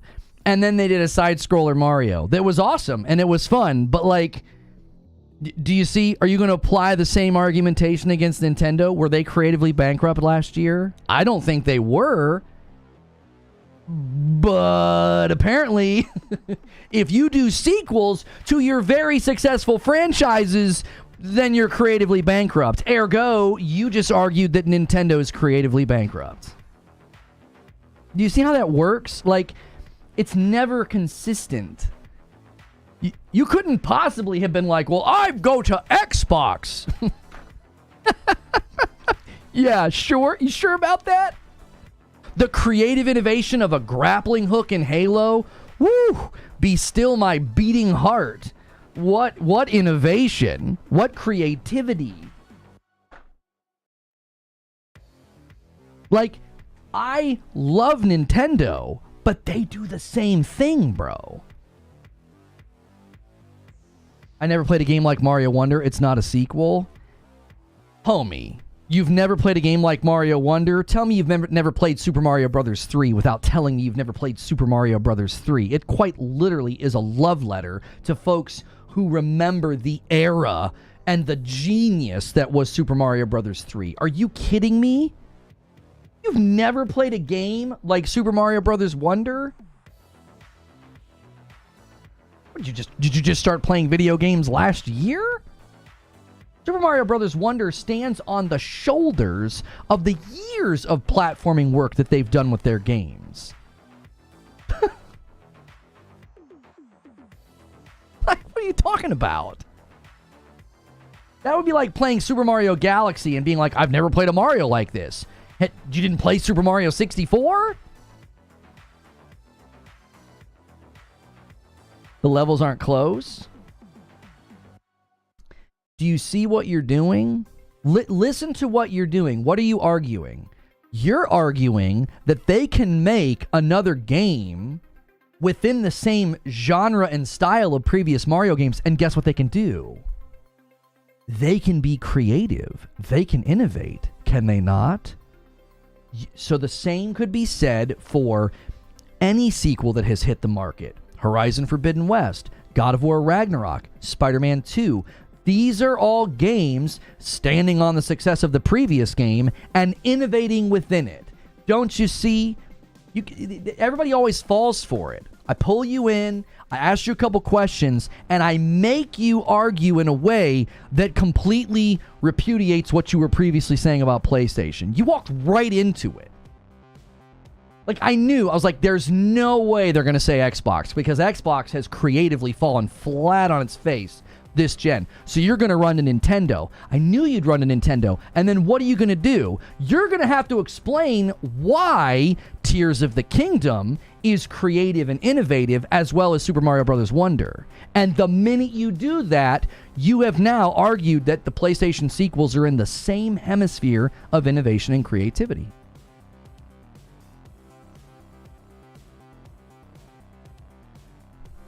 Sony doesn't feel as innovative as Nintendo. Well, that's subjective to your experience, but if you're going to defend Mario Brothers Wonder or Tears of the Kingdom, how could you possibly have a shred of intellectual integrity and act like, oh yeah, but PlayStation, they don't do that? What? Did you play Ragnarok? Did you play Forbidden West? Did you play Burning Shores? Are you kidding me? Come on. That's disingenuous. That's not come on. That's not being fair. You can say that you like the games more. That's fair. That's fair. You can be like, oh, I like these games more. That's totally fine. I like the PlayStation games more than Nintendo, but I'll give credit where credit is due. I'll be like, yeah, no, Nintendo's innovation in Tears of the Kingdom is almost unparalleled. It's brilliant. It's very well done. Super Mario Brothers Wonder, absolutely phenomenal, oozing with charm and creativity. I didn't feel like Horizon 2 innovates much on Part 1. It was it's graphically and has tighter gameplay though. But you have to see when you're going to do a direct sequel and you take one character and go right to the next. Take Tears of the Kingdom as an example. They didn't completely rework the combat in Tears versus Breath. They didn't. They added to it. Same could be said from going from Zero Dawn to Forbidden West. They didn't change the fundamentals of combat. They added to it. Same with Spider-Man 1 to 2, God of War 2018 to God of War Ragnarok. Really break down the differences in the combat from Breath of the Wild to Tears of the Kingdom, and you'll see that I'm correct. That's how sequels operate. That's how sequels operate. You work within the confines of what's already been established, because nobody would want to boot up a brand new a sequel to Horizon or a sequel to Spider-Man or God of War and have everything be completely different. That would have been frustrating. I'd be like, I bought a sequel. What is this? Like if the entirety of Ragnarok was you playing as Atreus, you'd be like, what the frick is this? Like if you play the entirety of Spider-Man 2 as Mary Jane, you'd be like, huh? Like that doesn't make any sense, right? You would be like upsetting and subverting expectations to such a degree that people wouldn't enjoy it.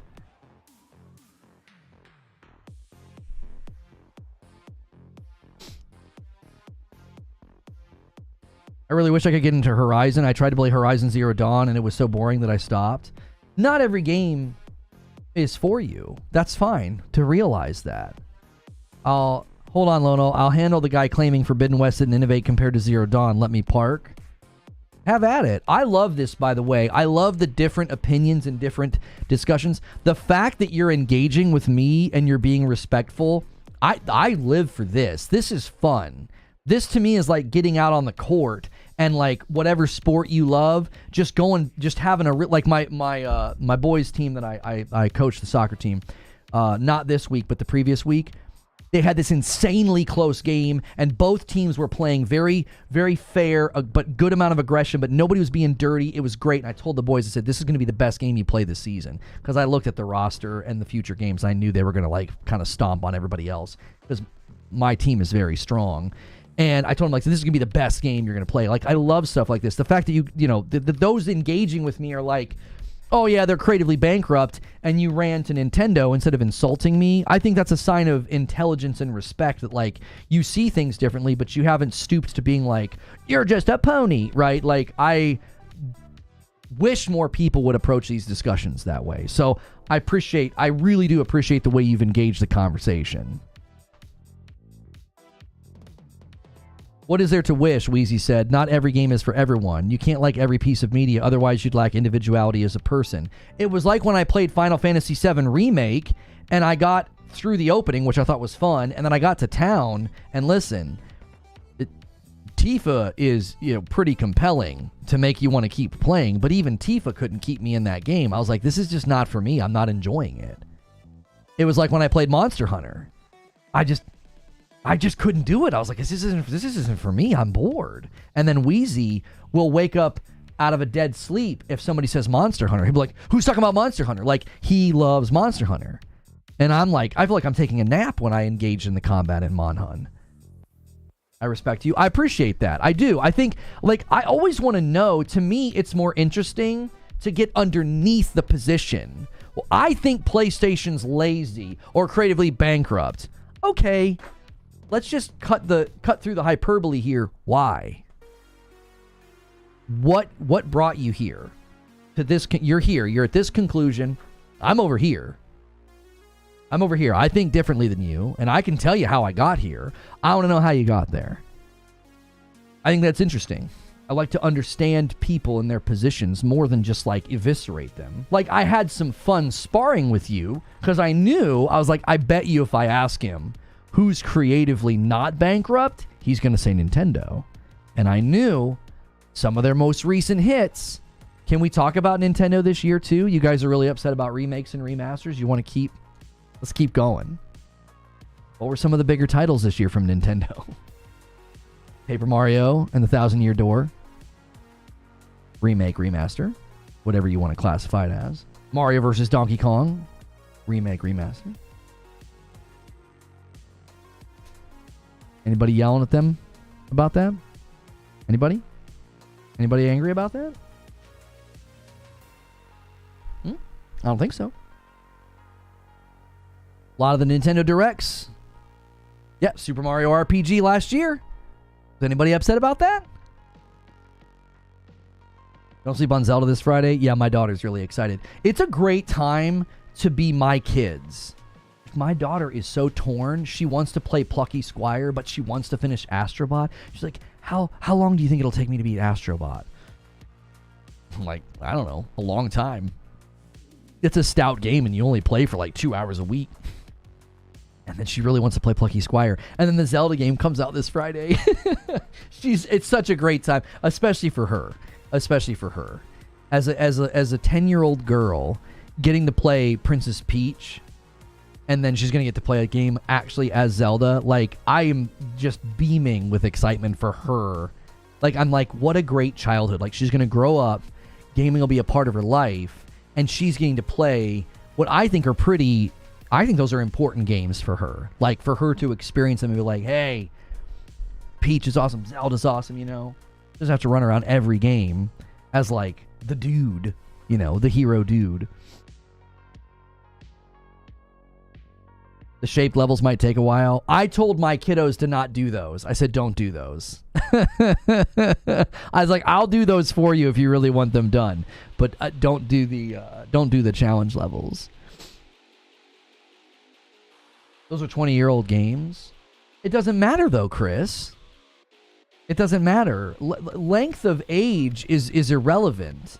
Because when Nintendo does it, they're motivated by the same thing. I never played Mario vs. Donkey Kong or Paper Mario, and so those are made for someone like me. I never played The Last of Us Part 2. I didn't play Days Gone. I mean, I played it on PC, but I didn't play it on my PlayStation. If it wouldn't have come to PC, I wouldn't have touched it. I would have been like, oh, I heard that game was kind of buggy or whatever. I was actually going to go and replay it because I've been wanting a game to chisel away at like I did with The Last of Us. And they're making the games for the people. That's why the title of this stream is, the remasters aren't for you. They're not for you. Did your daughter know about Samus? I don't think she would like Metroid games in general. I think they'd be too challenging. I think she would think it's cool that there's a girl under there, you know, but she wouldn't want to play them. They're kind of tough.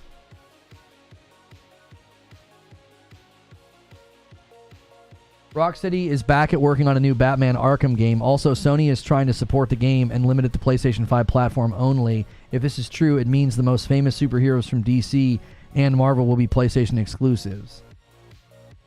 I'm going to say it. Get ready to clip it. Because I know everybody's going to say I'm a pony for saying this. That would be probably the best thing for that game. Is to lock it down as a PlayStation exclusive.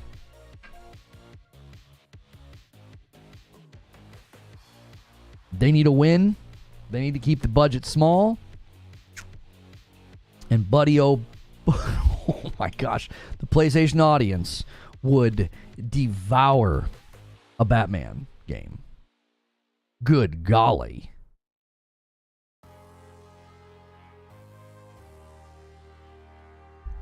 Get Insomniac to help. Oh my gosh. Lock it down, boys. Lock it down. I'm not kidding. just, you know, just do it. All right, I owe you guys 5 members. I'm going to do that now. We're halfway to the daily goal. We need about 100 members a day if you're going to hit the weekly goal. We didn't miss it. We missed it last week, but that's okay. We got another week to try. Also, double check your membership level. If you're not at Member Plus and above, you can help us with the goal by upgrading. We count them as 2.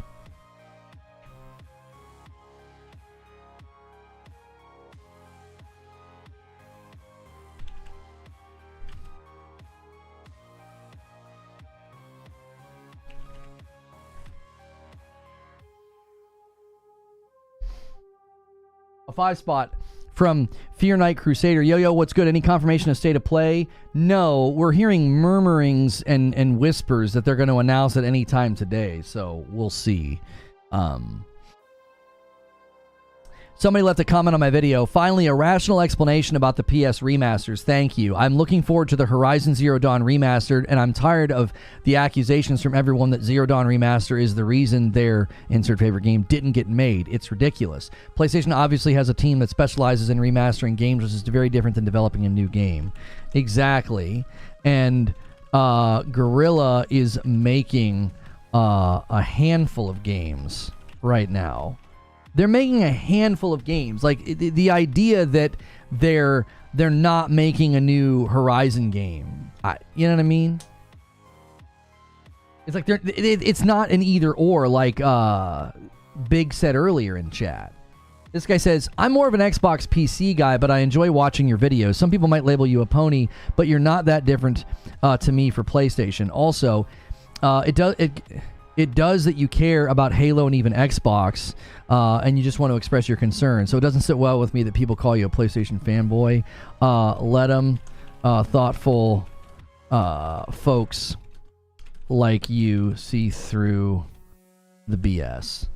Like, let them call me a pony. Let them call me names, right? The recent revelation about Halo from a former Halo employee. It's like, yeah, I've been trying to tell people that for a really long time, and I get labeled a pony for it. It's like, it's never been 343's fault. It's always been Microsoft's fault. Always. It's been that way for a while, you know? And I don't see why. I've never understood that discussion, because why are you defending Microsoft? You're not defending Phil Spencer. You're not defending Xbox. You're not defending, you're not defending, like, your favorite brand or your favorite company. Like, you're defending Microsoft. Like, ugh. What are you going to do next? Defend Amazon and Google? Like, what? What's going on?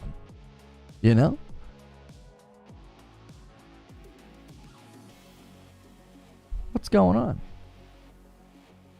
Why defend Microsoft? I don't get it. All right, we're in the home stretch, so now's a great time to become a member, upgrade, or gift, because we're going to switch and do members-only Q&A, so you can submit a question, and it'll show up here on the screen. You just type !question and then put a space and type your question. Don't put anything after question other than a space. !question all together. And then space and then your question.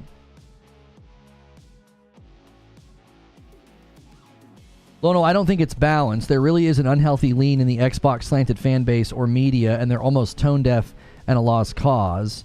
Just no getting through to them. My new thing that I really enjoy is seeing the people who use their Twitter accounts to attack me and label me. Seeing them just absolutely fall apart beneath the reality. Like, the one guy was like, it was like the Indiana Jones announcement. He was like, no PlayStation! And then they announced PlayStation. He's like, I knew it! It's coming! Like, I remember you. You use your platform to slander and label me and misrepresent me. To lie about me.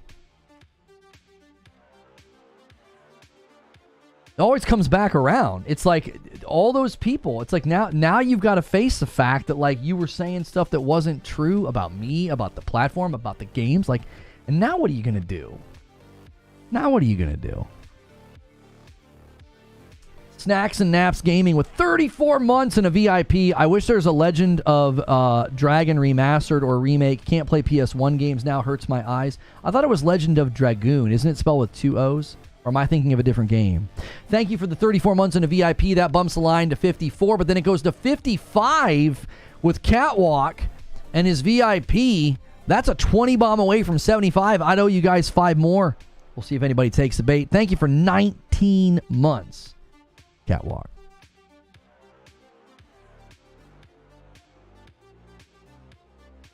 That's Haseo. Mule, you can't submit a question unless you're a member. This is members only, so either grab yourself a membership or hope for a gifted. If you do decide to pick up your own membership, be sure to pick Member Plus. It's $6 instead of $5, but it gets you into all the content. First question from Zubair. Do we have any information on the 30th anniversary bundle pricing? I thought I saw some leaks about the Slim, but I've not seen anything about the Pro. I'll be honest with you, I'm probably going to try for both just because it would be pretty cool to have the one where there's only going to be like 12,000. Those are going to get snagged impossibly fast, probably by scalpers. So, but I probably am going to try for both. You misspelled it. Okay, yeah. I thought I saw somebody talking about that in a Reddit thread. I was like looking for, classic games that people request to be remade, and I thought Legend of Dragoon showed up. Is that how you pronounce it? I mean, do you pronounce the 2-O? Is it supposed to be pronounced Dragoon and not Dragon? I don't know. How do I allow gifted? Weird that it doesn't seem to work for me.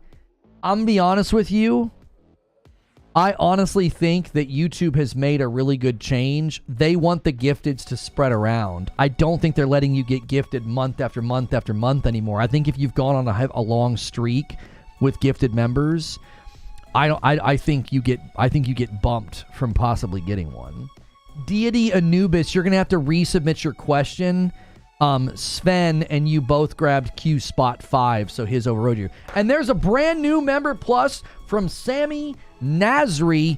I'm counting all member plus upgrades or brand new member pluses as 2, so that bumps us to 57. Thank you so much, Sammy, for picking up a brand new member plus. You the best. It's pronounced with the 2 O's? Okay. I thought it would be.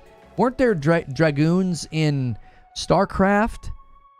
Weren't there Protoss units called dragoons? They like walked along the ground. They kind of look like mechanical spiders.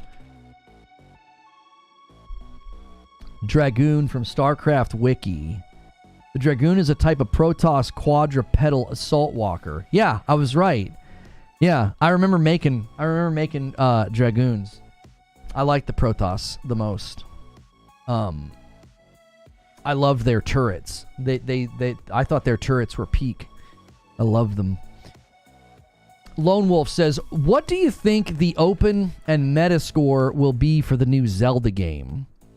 I'm gonna say high 80s. It might squeak into the low 90s. I just think the biggest challenge for the Zelda game is going to be, like, Astrobot had broad appeal, and I feel like the Zelda game is potentially going to have some people that are like, this really isn't my jam. I think people are going to love it. Don't get me wrong. I'm not trying to, like, downplay it. Like, I think it's going to be a good game. But I think the broad appeal will be a little bit more muted on the Zelda game, so I'm thinking high 80s. If it manages to hold on to like a 90 or a 91, I will be impressed. I think that's really, really tough. Like, what did Link's Awakening get? Link's Awakening Metacritic. 87. I think it's going to land in a similar place. I just think that style of game is going to be praised and it's going to be loved, and people are like, this is so charming and so fun. But I'm serious. And this is why Astrobot is almost assuredly getting Game of the Year. Holding on to something in the 90s is incredibly tough. It's very, very tough. It only takes a small smattering of reviews to land in like the 70s or the 80s, and it pulls your score down. That happens every time. Why does he always downplay every game not on PlayStation? Why do people like you lie about me and misrepresent what I'm saying? You're that insecure that you have to just make up some fan fiction about me? Just rewind the tape. I'm not downplaying it at all. Zelda's 1,000 times better than Astrobot. Yeah, you sound like a child. Like, you're just making up fan fiction in your brain about me. Why does he downplay everything that's not PlayStation? Huh?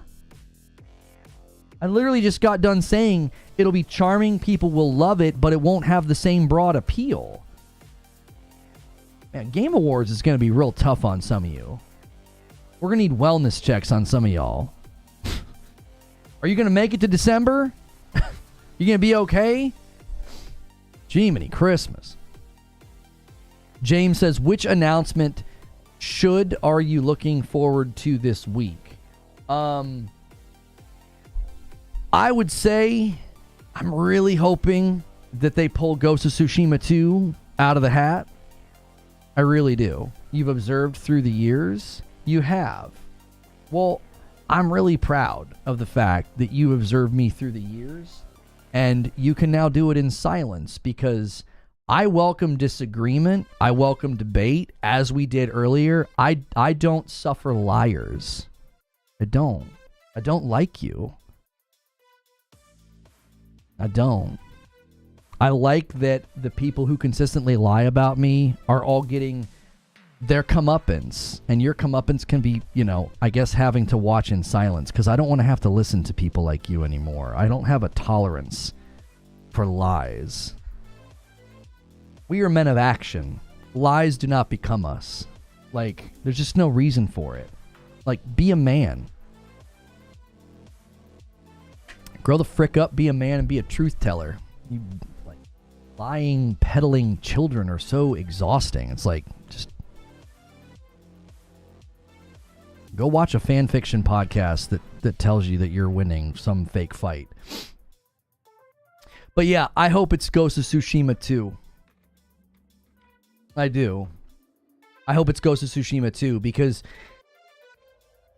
the thing about this week that's probably going to frustrate people, and I actually think it's probably a fair frustration, is I don't think there's going to be a lot of first party from PlayStation. I think they're going to go to Tokyo Game Show. They're going to heavily lean on third party, and they'll have Astrobot there, and they'll push, they'll push announcements. They'll push, I'm sorry, not announcements. They'll push PS5 Pro. And I think from what Detective Seeds has said, I think they're going to sandbag for this 30th anniversary thing that they're going to do in December. Come, Wesley, we must get you to your ship. Yeah, somebody caught the reference. That's what I always want to say to these alleged men. Like, we are men of action. Lies do not become us. Like, what's the point of consistently lying all the time? Like, grow up. John always with a question. Has Satisfactory's review scores pushed it into Game of the Year consideration? Hang on, let's look. Satisfactory Metacritic. Let's see. I'm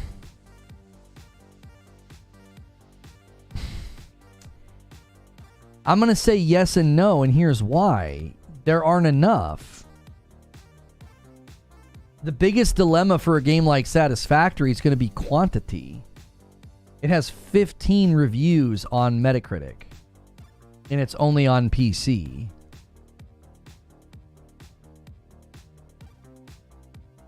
Right? So you got to think, when it comes time for people to cast their votes, 130 outlets reviewed Astrobot. 15 outlets have reviewed Satisfactory. I would love for a game like Satisfactory to get some love at the Game Awards, and it likely will. It'll likely be in another category.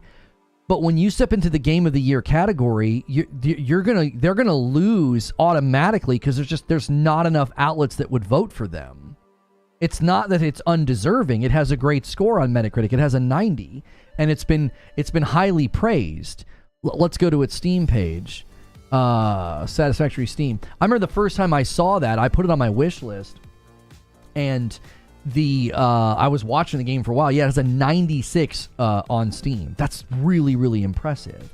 But again, the challenge is going to be, this is exactly what I was trying to communicate with Zelda, is that you're going to struggle to get the mass, the quantity, just the broad appeal. Good morning, Feed. Good to see you in the chat. The broad appeal of Astrobot, like 130 outlets review that game, and it's got what, like a 94. That's going to be a monsoon of votes. It's just a monsoon. It's just going to flood. People are going to flood the jury process with Astrobot, Astrobot, Astrobot, Astrobot. Like Final Fantasy VII Rebirth was the front runner. It has 151 critic reviews. See what I'm saying? That's another one. Like you're not going to get enough votes with a game like Satisfactory to even be considered for Game of the Year. Now, Satisfactory will show up in other categories where it'll be less competitive because you're not going to have as many games getting voted for in those particular categories. But I definitely think that the reason Astrobot's going to win is it has an overwhelming consensus of this is it. This is the best game that came out this year. And it's got so many people that have reviewed it, scored it, that will be voting. So I love when games like Satisfactory have these breakout moments, but sadly, it just isn't going to have enough of quantity.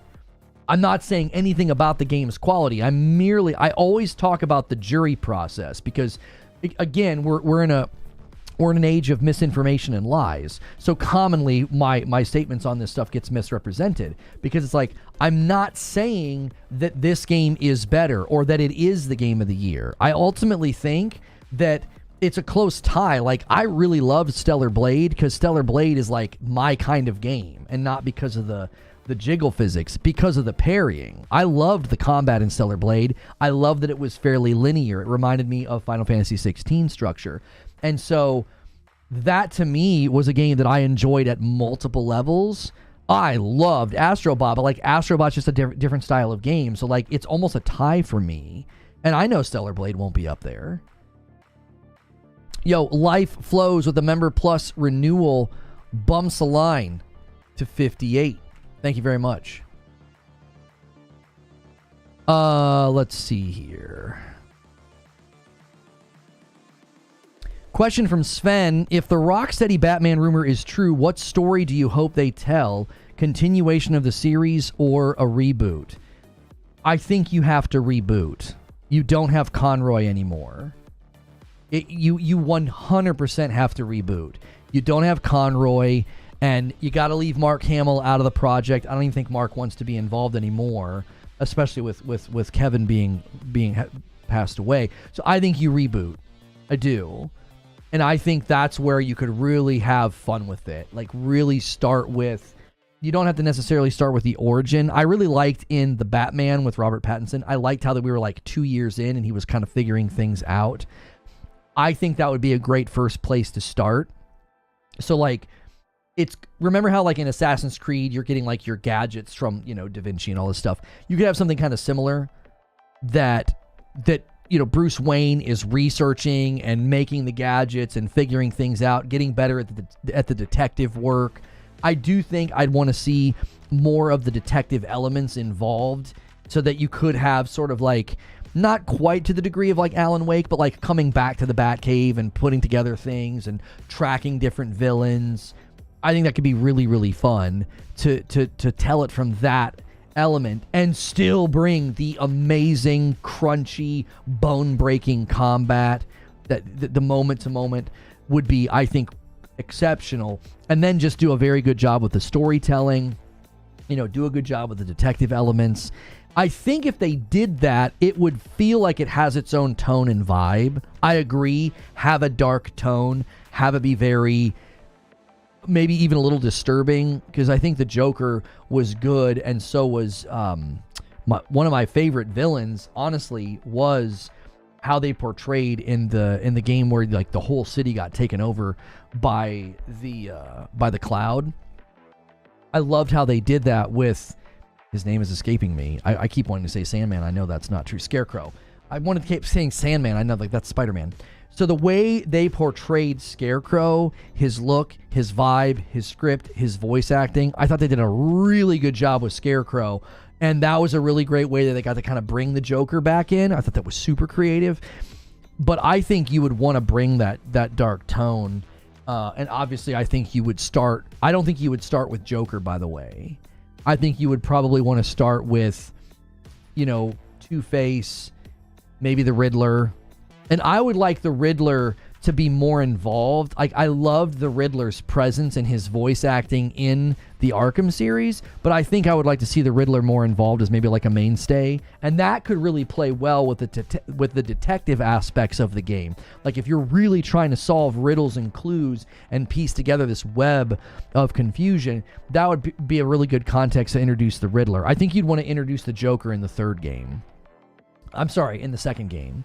If you're going to do a new trilogy, I would think you would introduce Joker in the second game, and then what I've always thought would be a great conclusion to either the movies or a video game is the end of your second installment.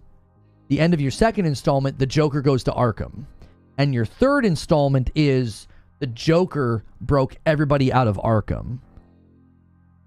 And what that lets you do is you have this really strong send-off to the trilogy with all these great cameos, all these cool villains. Maybe they have a little bit, maybe they have a little, just a side mission where you got to go find them and fight them or whatever. But that would set the stage for like a really nice crescendo where you start out with like the Riddler, maybe Two-Face, maybe the Penguin. And then your second game, Joker's center stage. And then at the end, you put him in Arkham. And then your third game, he busts everybody out of Arkham, and then that gives you the ability to go crazy in the city, to go crazy with cameos. That's how I would like to see them do it. Like, start over, get a new voice cast. I always thought the writing was so good in the Arkham games, so you really want to have good voice actors. But that's what I would want to see for the next Batman game from Rocksteady. Brett Williams with a question. We're going to go to the writer's room in about 3 minutes, guys. If you want to scramble to try to get us to 100 members for our first day of the week to set us up for the rest of the week, you could scramble right now. This is a great time to do it because we're going to end members Q&A and go to writer's room. Brett Williams says, it feels like Sony needs to announce a huge first-party title at the State of Play. What do you think it'll be? I think right now, if there is a game that they're prized to pull out and say, we've got a first-party game coming first half of 2025, I think it's Ghost of Tsushima 2. It lines up with the timing. If you look at how Ghost of Tsushima 1 landed and when it landed. So, yeah. I think this week is going to be a heavy focus on third-party and Death Stranding 2. Maybe we get Tsushima, and that'll be it. Listen, I'm here to tell you, until December, if the December thing happens and there's a big 30th anniversary celebration, you know, and they finally start pulling out, you know, all their first-party titles, great. I'm here to tell you, I think PlayStation's going to keep doing it this way. They're going to keep first-party so close to their chest because they can. There's no pressure, there's no impetus for them to do this like absolute barrage of first party. They don't need to. They won the fight handedly. They're going to have more momentum now that the more Xbox slows down, the more momentum that PlayStation will pick up as basically like a windfall from Xbox's console downfall. So they don't need to. They can take their time with every single piece of property that they've got under the hood and behind the scenes. And everybody can sit here and be like, they're failing, they suck, they're bad, they have no games, they're creatively bankrupt. Let them shout and maul and scream on Twitter. It's not real. It's never represented in the sales numbers or the revenue or who's actually winning. We've had this debate time and time again.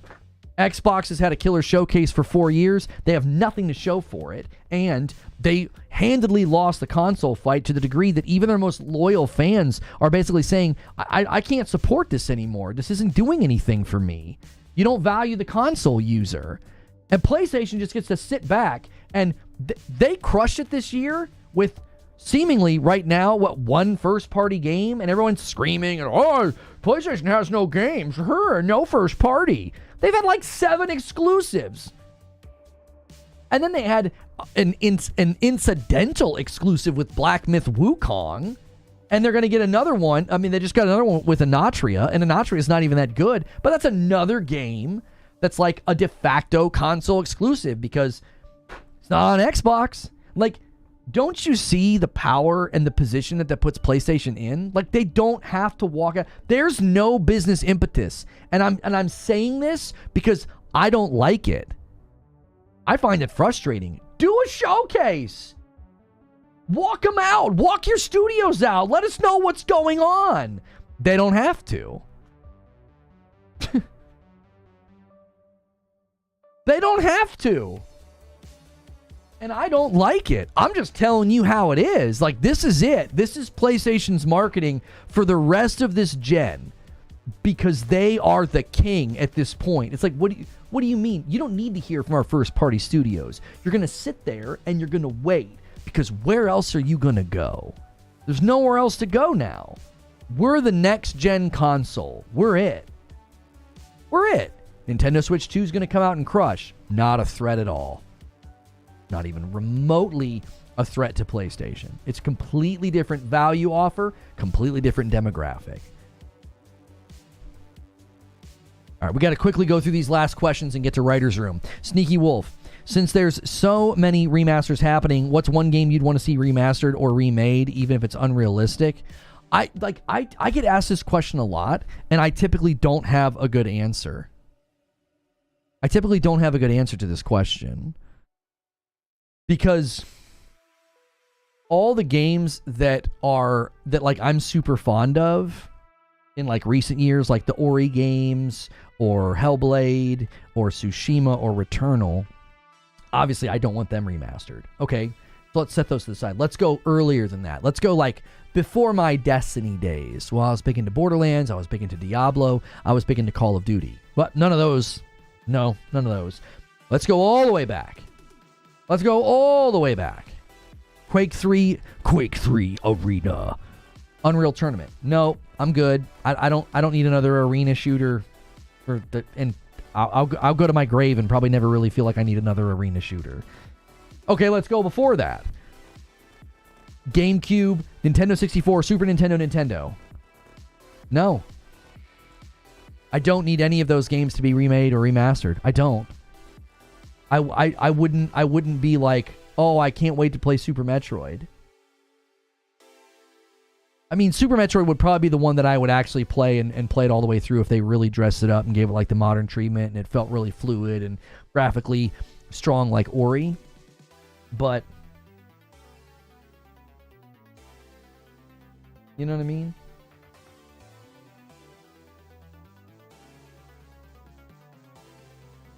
Calling this Lincoln Pony Show? JK Matting, man, don't silence me, although mostly am anyway. I'm not sure what you're saying. Bushin Ryu Cat says, which showcases would you live stream from Tokyo Game Show? I probably can't. I think they're going to be happening when I'm asleep. I think some of the stuff happens at like 5 or 6 in the morning. I'm not doing that. We'll probably just do restreams of them, more than likely.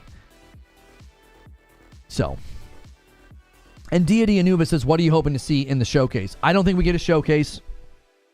I don't. I think if we get a state of play, great. Likely going to be, a lot of third party, a lot of Death Stranding 2, and I'm hoping for Ghost of Tsushima 2. And as I just kind of went on that rant, I just think that's going to be, PlayStation's MO going forward is they don't say much, they don't show much, and they'll still dominate. And when you're in the position of power, if they suddenly see a slowdown or a downturn, they can be like, all right, go ahead. Go ahead, throw a couple of trailers and announcements out. Do you see? Like, they can keep everything close to their chest, not say anything, and all of a sudden be like, oh, shut up, here's Wolverine. Right? Oh, shut up, here's Cory Barlog's project. Do you see? It's like, they have all of these projects, all these studios. Okay, you guys are upset. Okay, sales are slowing down. Here's Blue Point's new game. That's all they have to do. They just sit and hold. Keep their cards back here until they need to play them. Uh-oh. We need a little injection boost of relevancy and excitement. They just throw a game out. Here's a trailer. Shut up. Like, that's the position that they're in. You don't play your cards unless you have to. That's their posture right now. They don't have to play any of their cards. They can just sit back and wait and bide their time. And if all of a sudden they suddenly feel like, hey, you know, some of our momentum slowing, some of our top of mind, our relevancy's not quite where we want to see it, drop a trailer, drop a blog, drop an announcement. It's like, let's do a state of play in a month. Like, they have that ability. That's why when people are like, they have no games, they're failing. And it's like, but they're from a position of power. That's complacency? No, it's not. That's not complacency. That's called managing your marketing power. That was what Bungie always did with their details. They always held back. They always held back and didn't announce things. Like, complacency would be like them not doing anything. They are doing things, and they're just not going to announce them until they feel like it's going to have the most bang for the buck. That's managing your property well. That's managing your power and your dominance well. That's keeping the shareholders happy. That's not complacency. All these companies do it. They're not going to market something or announce something until it's absolutely necessary. I would rather a company do that, like hold things back, don't announce anything, keep your cards close to your chest, instead of doing whatever the frick Xbox has been doing for 4 years.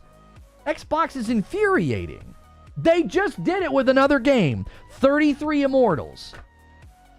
They touted 33 Immortals all this year as a day one 2024 play it on Game Pass. They touted it all year, and now what is it? It's a game preview game in next year. What? Worked for Bungie? Yeah, it worked for a long time, Paul. I love this smug assumption that like Bungie has somehow failed. I love that. Like, the only long-standing live service game, and everybody wants to talk about, like, right now. Let's just ignore the way that they handled their marketing for 10 years and masterfully always got the community to come rallying back.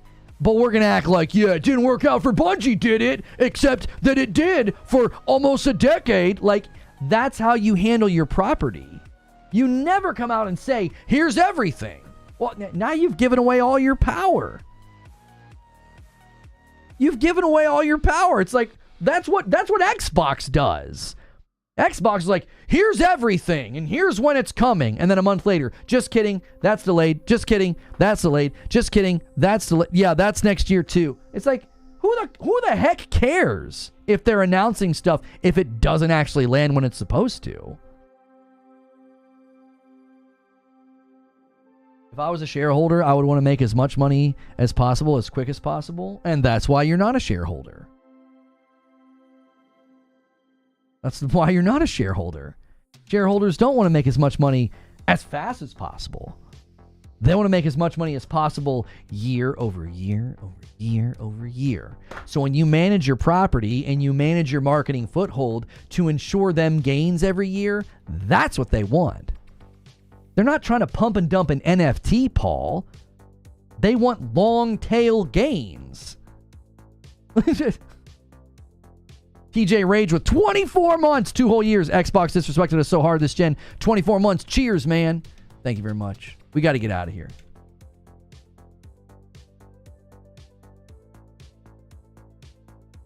Let me give you guys a link.